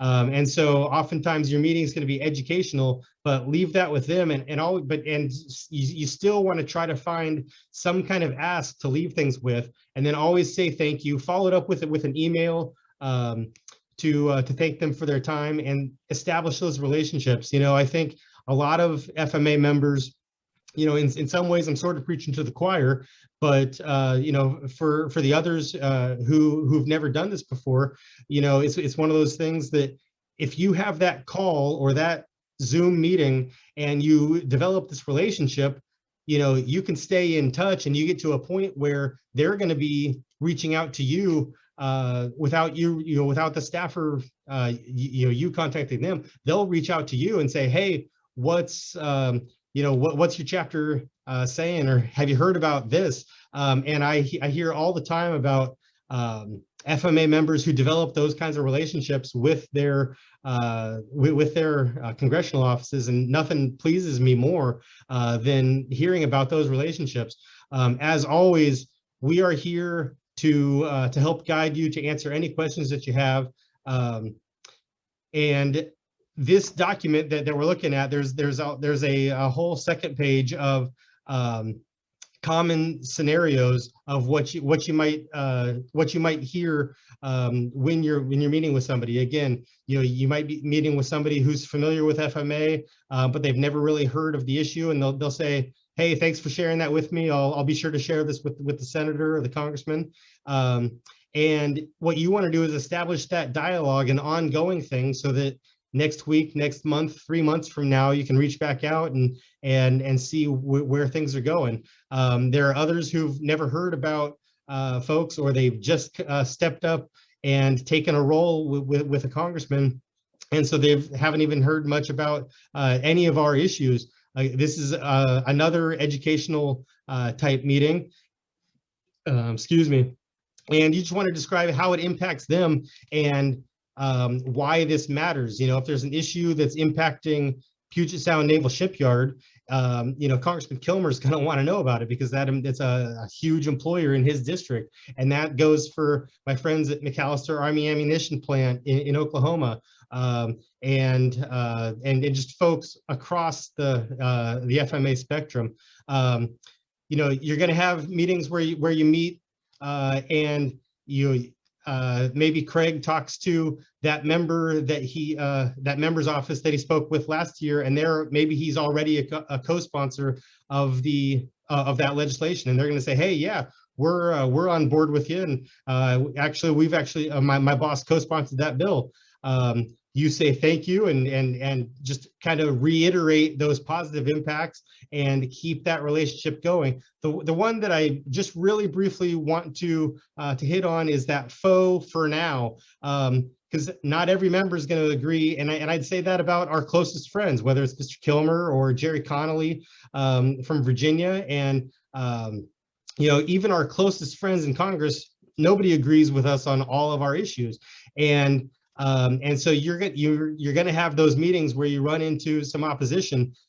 Do your best to be understanding, but still just make your case of why, hear where the congressman or how the how that staffer is expressing the congressman's viewpoint, and just say, hey, I understand, but here's how it's really impacting folks on the ground. Oftentimes with some of our issues, you're going to hear, hey, the unions are just really opposed to this. That's, I talked at length last night about the probationary period. That's one where we have disagreement with my union friends, but truthfully, we see eye to eye on the vast majority of issues when we're talking about pay and benefits and a lot of those other issues that impact the workforce. Most often it's going to be a question of, hey, how much does this cost? And that impacts, issues from GPO and WEP, and that impacts the that FERS service credit buyback, right? That I spoke about on the issue briefs session about, hey, how do we find a budget neutral or close to budget neutral way to introduce this bill? But the cost of legislation is often going to be what the issue is. I don't have that document back on the screen. I'll bring it back to us on camera to chat with Adam here. But that document is available on Download Central. And Adam, I'm not sure if there's any questions that have come in on that, or if you have any role playing with the time that we have left. Well, I'd just love to add a couple things to the stuff you already mentioned.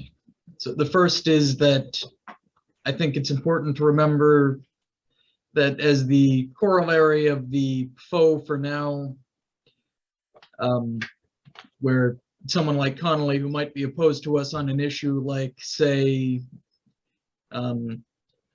the probationary periods, every now and then you're going to have someone who's opposed to us most of the time, but they'll be willing to work with us on that one key issue.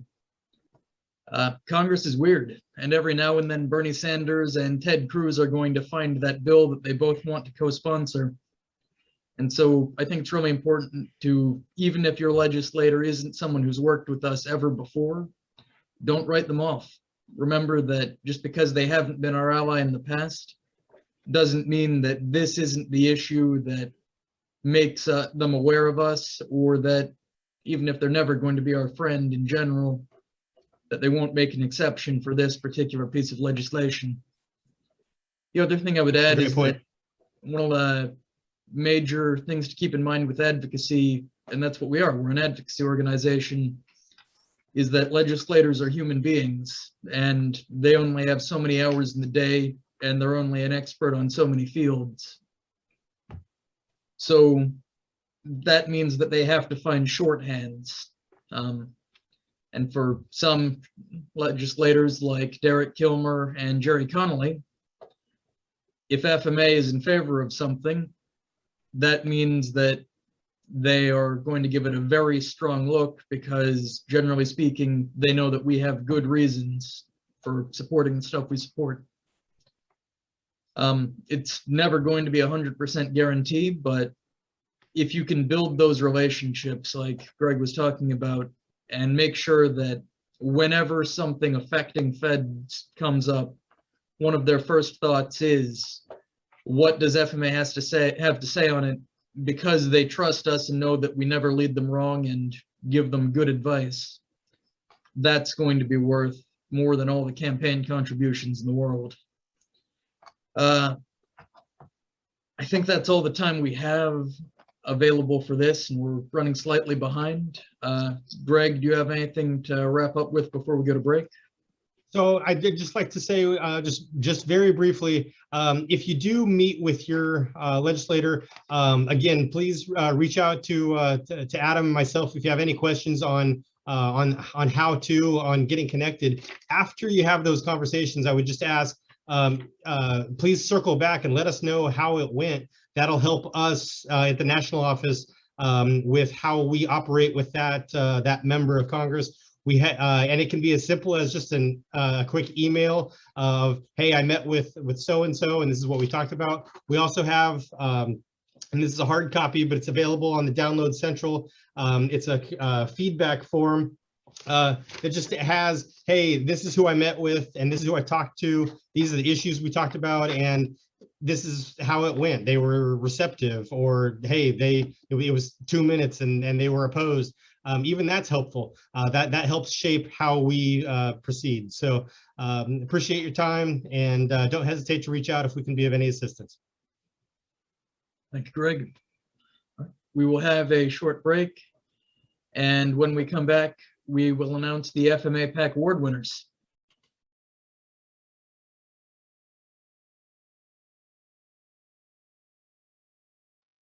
In public university, we believe everyone should have access to a great education. It's not a privilege reserved for the few. We believe in our students. We've seen the impact of nearly 100,000 graduates, and we believe higher education must be more affordable. Because when more doors open, more lives change. American Public University. Online classes start every month.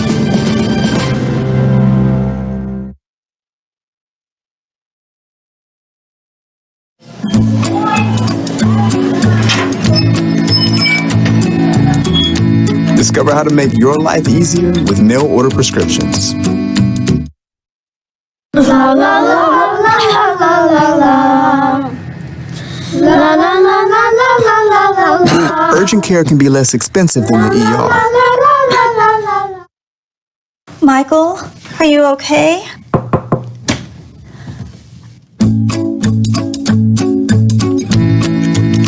Get a doctor's help at any hour.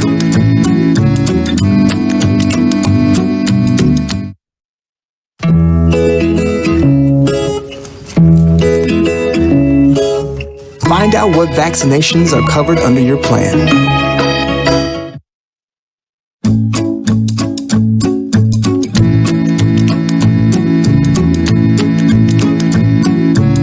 Find the perfect doctor for you with our Doctor Finder tool.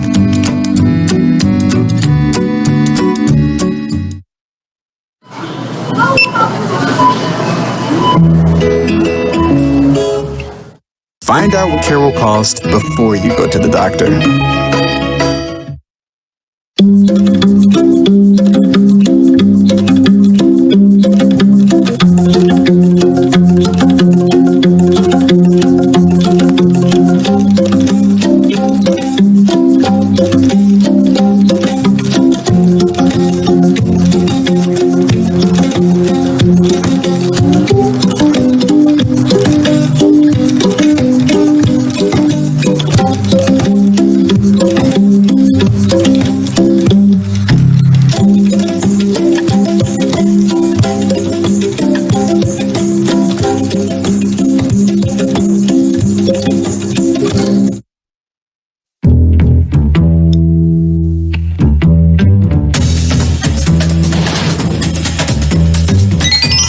I'll be checking your health as we shop. Let's roll. It's a little higher than average. How do you know that? Oh, it's counting my steps. It's an odometer. This is your heart rate? That's my heartbeat. My blood oxygen's only 90. Don't forget to get your annual wellness visit. It was fun.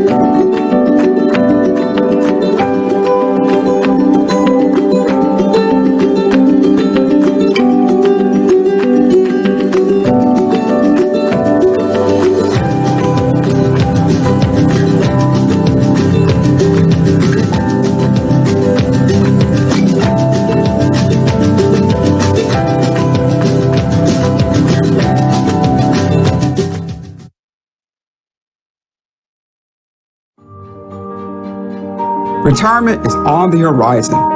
You're almost there. But ask yourself a question. Do I have enough money to retire?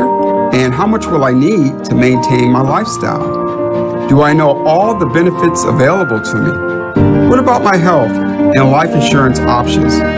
What if I wanted to work again? Here at GPIS Employee Benefits Specialists, we have the knowledge, experience, and tools to help answer these questions.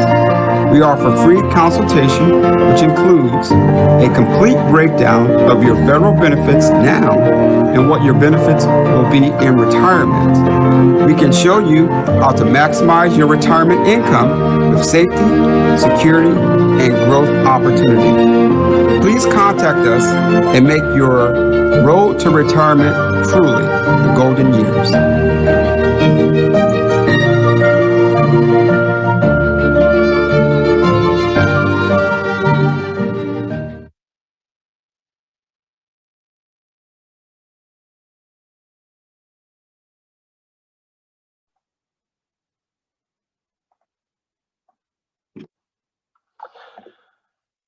So welcome back from the break. FMA National Secretary Pauline Coleman-Sutton will now announce the winners of FMA-PAC contributor drawing. Pauline, the floor is yours.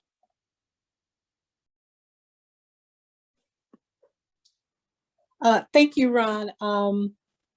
I am waiting to get the winners from Adam, but while I wait for that, I want to thank everyone who donated to PAC.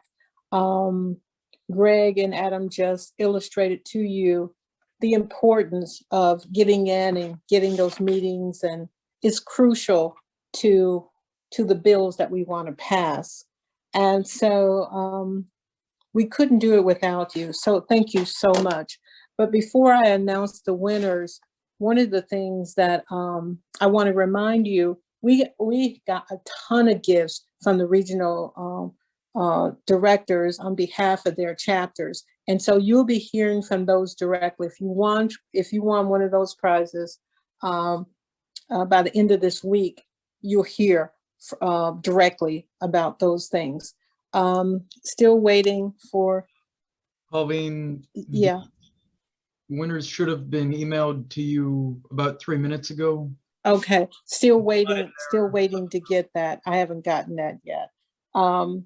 But anyway, again, the ones who won the regional prizes, you'll be contacted directly, and there are a lot of prizes. So even if I don't call you for the first, second, and third, just wait. You still have a chance to win. And so while I'm still waiting for Adam, I'm wondering if I should just turn it over to LaToya, and then maybe I can do the PAC and the Gil Guthrie and also the Manager of the Year all together. Not sure what's going on with the mail, but I haven't gotten that yet. So let's hear from the National Office, Events, Planners, Finance, and Administrative Manager, Ms. LaToya Wilson, who will announce the 2020 membership recruitment winners. And after LaToya gets done, I'll come back with the PAC raffle winners. Thank you. LaToya, the floor is yours. Thanks, Pauline. Now on to the FMA membership recruitment winners. So thank you to all the FMA members who helped recruit new members this year. While it would be time prohibitive for me to recognize all of you by name, we see and greatly appreciate your efforts. Each individual winner will be sent a small award to recognize your efforts. We will start with our individual recruitment winners by chapter size. The members from the small chapter, defined as having no more than 50 members, who recruited the most last year was Linda Lynches from chapter 396 out of Mayport Naval Base, Jacksonville, Florida, with a total of 5 new members recruited. The member from a medium-sized chapter, defined as having between 51 and 100 members, is Marcus McFadder of chapter 298 from our Jamaica, New York Social Security Administration chapter, with a total of 7 new members recruited. Our winning recruiter from a large chapter with 101 or more members was Varney Range out of chapter 19 from Pearl Harbor Area Shipyard, Hawaii, with a total of 16 new members recruited. Chapters as a whole who have made the effort to bring new members also deserve to be recognized for their efforts. The small chapter of 50 or fewer members that recruited the most new members was Chapter 396, located at Mayport Naval Base, Jacksonville, Florida, growing their chapter by 50% for the year. The medium-sized chapter of between 51 and 100 members that recruited the most members was Chapter 298 from our Jamaica, New York Social Security Administration, with 9 new members recruited. The large chapter with more than 101 members that recruited the most new members was Chapter 14, located at Puget Sound Naval Shipyard, Bremerton, Washington, with 32 new members. Finally, last but not least, the Super Recruiter for 2020 has won this honor before and is always one of FMA's top recruiters year after year. The 2020 membership Super Recruiter is our own national president and former Chapter 3 Norfolk Naval Shipyard President Craig Carter. Craig recruited 18 new members into FMA last year. We are extremely proud of Craig and these members and chapters have achieved despite the difficulties of such a strange year. We look forward to seeing what you all can achieve once in-person activities resume. So thank you for helping to keep Federal Managers Association strong. And now before I turn it back over to Pauline, I did want to also plug in, don't forget to fill out your convention surveys. Those should be found in Download Central. And you can email those back directly to me at lwilson@fedmanagers.org. Back to you, Pauline. Thank you. Thank you, LaToya. I now have the winner. The $100 Amazon gift card goes to Mr. James Kelly. James Kelly. The 250 second prize, PAC prize, raffle prize, go to former President Renee Johnson. And finally, the grand prize of $500 goes to Sue Thatch. Congratulations and thank you so much. Again, those regional prizes, you will be contacted and it will be sent to you directly. Thank you again. Thank you everyone for contributing to PAC, and you don't have to stop now. Continue to give. Thank you. Now it's over to Craig. All right, thank you, Pauline. I will now announce the winners of the President's Award and the Odell Green Award. For the President's Award, this award recognizes a chapter in the association that has displayed outstanding leadership and service to its facility, community, agency, and nation during the past year. This year's President's Award goes to Chapter 11, Fleet Readiness Center, Southeast Jacksonville, Florida, and Chapter 396, Mayport Naval Base, Jacksonville, Florida. I decided to split the award this year for the following reasons. Despite these pandemic times, FMA Chapter 11 kept moving forward with successful recruitment efforts and continuing with their community partnerships. Chapter 396 doubled their membership, recruiting 5 new members. Active on the legislative front, Chapters 11 and 396 shared their perspective on issues with their elected officials. As a direct result of their actions, they made legislation protecting earned use-or-lose annual leave bipartisan, convincing their local representative to co-sponsor the bill. This helped propel the legislative language to be included in the House-passed version of the National Defense Authorization Act and drove support for the final language, Section 1111, in the bill that became law. Ultimately, the final bill set a new temporary cap on the number of hours federal employees can carry over from 2020 to use in 2021. Chapters 11 and 396 demonstrated what is possible when FMA chapters develop relationships with and contact their elected officials on issues important to their installations and to FMA as an organization, even in the middle of a global pandemic. Savannah Massey, Chapter 11 President, and Linda Lynch's Chapter 396 President continue to combine the efforts of 2 chapters that are close in proximity and even co-hosted the 2019 Region 2 Conference in Jacksonville, Florida. Congratulations to Savannah and Linda and your respective chapters.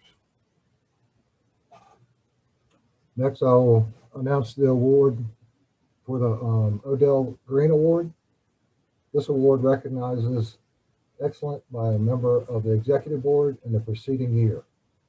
Our executive board works really well together, and everyone was deserving of this award. But this year, the Odell Green Award goes to Vincent Stamper, Region 4 Director, Chapter 14, Puget Sound Naval Shipyard. Vince was instrumental in keeping FMA Chapter 99 active when it was about to close down. He made several visits, offered assistance of all kinds, reached out to FMA National Office for assistance, and helped the Chapter 99 members understand they did not have to close the chapter as they sought to identify a new and former chapter president, Sherm Williams. We cannot thank both Sherm and Vince enough for helping this chapter of 132 members remain part of the FMA family. Thank you, Vince, for stepping in to help stop what would have been a great loss to us all, not least of all the Chapter 99 members. Vince also participated in an interview this spring on Federal News Network in April related to the COVID pandemic and teleworking. Congratulations, Vince. National Secretary Pauline Coleman-Sutton will now announce the winners of the Gil Guidry Awards and the Manager of the Year Award. Pauline, the floor is yours. Thank you, Craig. It is my honor to announce these last two awards. These are two of the highest awards that you can achieve at FMA. And the winners, I think, are just fantastic. First of all, the Gil Guidry. This award is presented to a current or past outstanding FMA chapter president in memory of Gil Guidry, president of Chapter 4, Philadelphia Navy Shipyard, whose leadership represents the finest tradition of service to the United States of America and to the principles of FMA. Nominations for the award must be submitted by a regional director detailing how the nominee has worked to achieve the overall objectives of FMA. Please join me in congratulating the 2021 winner, our very own president of FMA, Mr. Craig Carter. Craig was nominated by Regional Director 2, Linda Lynches. An excerpt from Craig's nomination states, Craig has 30 plus years with the Department of Navy, and in his current and new position as deputy led the COVID management team, as well as his own previous position as the assistant project supervisor at the Norfolk Naval Shipyard.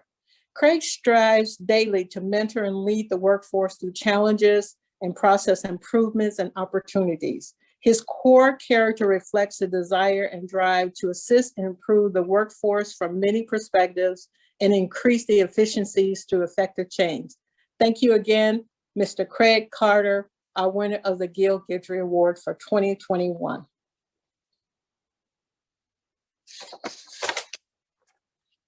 Now, the Manager of the Year. The Manager of the Year is one of the FMA's most prestigious awards. It is presented annually during the National Convention to an outstanding manager or supervisor in the federal government who is a member of the Federal Managers Association. The winner of this award is selected based on written evaluations submitted by the local chapter president or regional director that excels in these three factors: local community accomplishments, workplace accomplishments, and FMA involvement. Please join me in congratulating the 2021 winner, Ms. Kimberly Price, Vice President of Chapter 191 of the United States Railroad Retirement Board, headquartered in Chicago, Illinois. Kimberly was nominated by Chapter President Valerie Allen. An excerpt from Kimberly's nomination states, in a career that spans over 30 years, Kimberly has spent at least 2/3 of that time in some form of leadership and management, rising through the ranks into her current position of Director of Policy and Systems, a position she has held since May 5th, 2015. Notably, Kim is the first female and the first African-American to hold this executive level position. Please join me in congratulating Kim Price, Manager of the Year 2021. Thank you. Jen just said congratulations.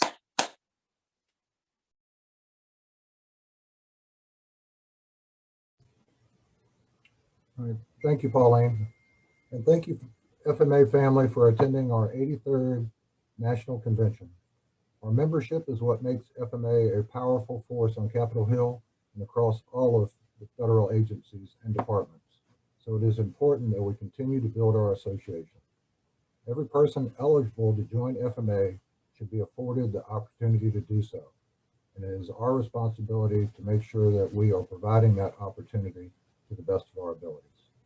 If you have questions or ideas on membership recruitment, please contact Adam Kay, and he will assist you by sending recruitment brochures from the national office to your chapters and answering any questions you may have.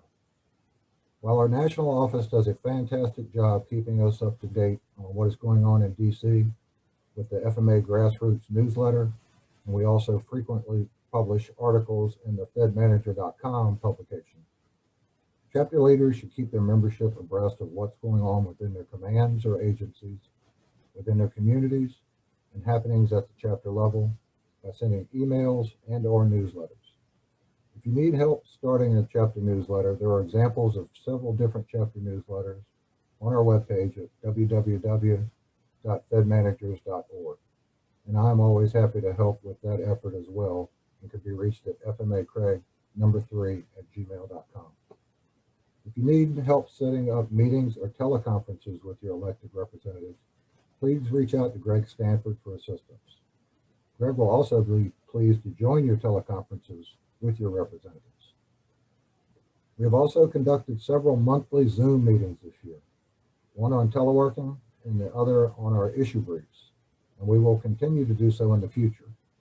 If you have a topic that you would like to see covered on a future FMA Zoom meeting, please contact Todd Wells.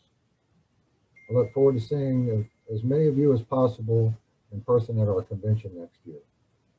I want to thank our national staff, who always does a fantastic job with our national conference, even though this one was a little bit different this year. I also want to thank our National Executive Board, our corporate partners, FMA National Emeritus President Pat Niehaus for handling our election process, and our guest speakers, Pam Coleman and Dustin Brown from OMB.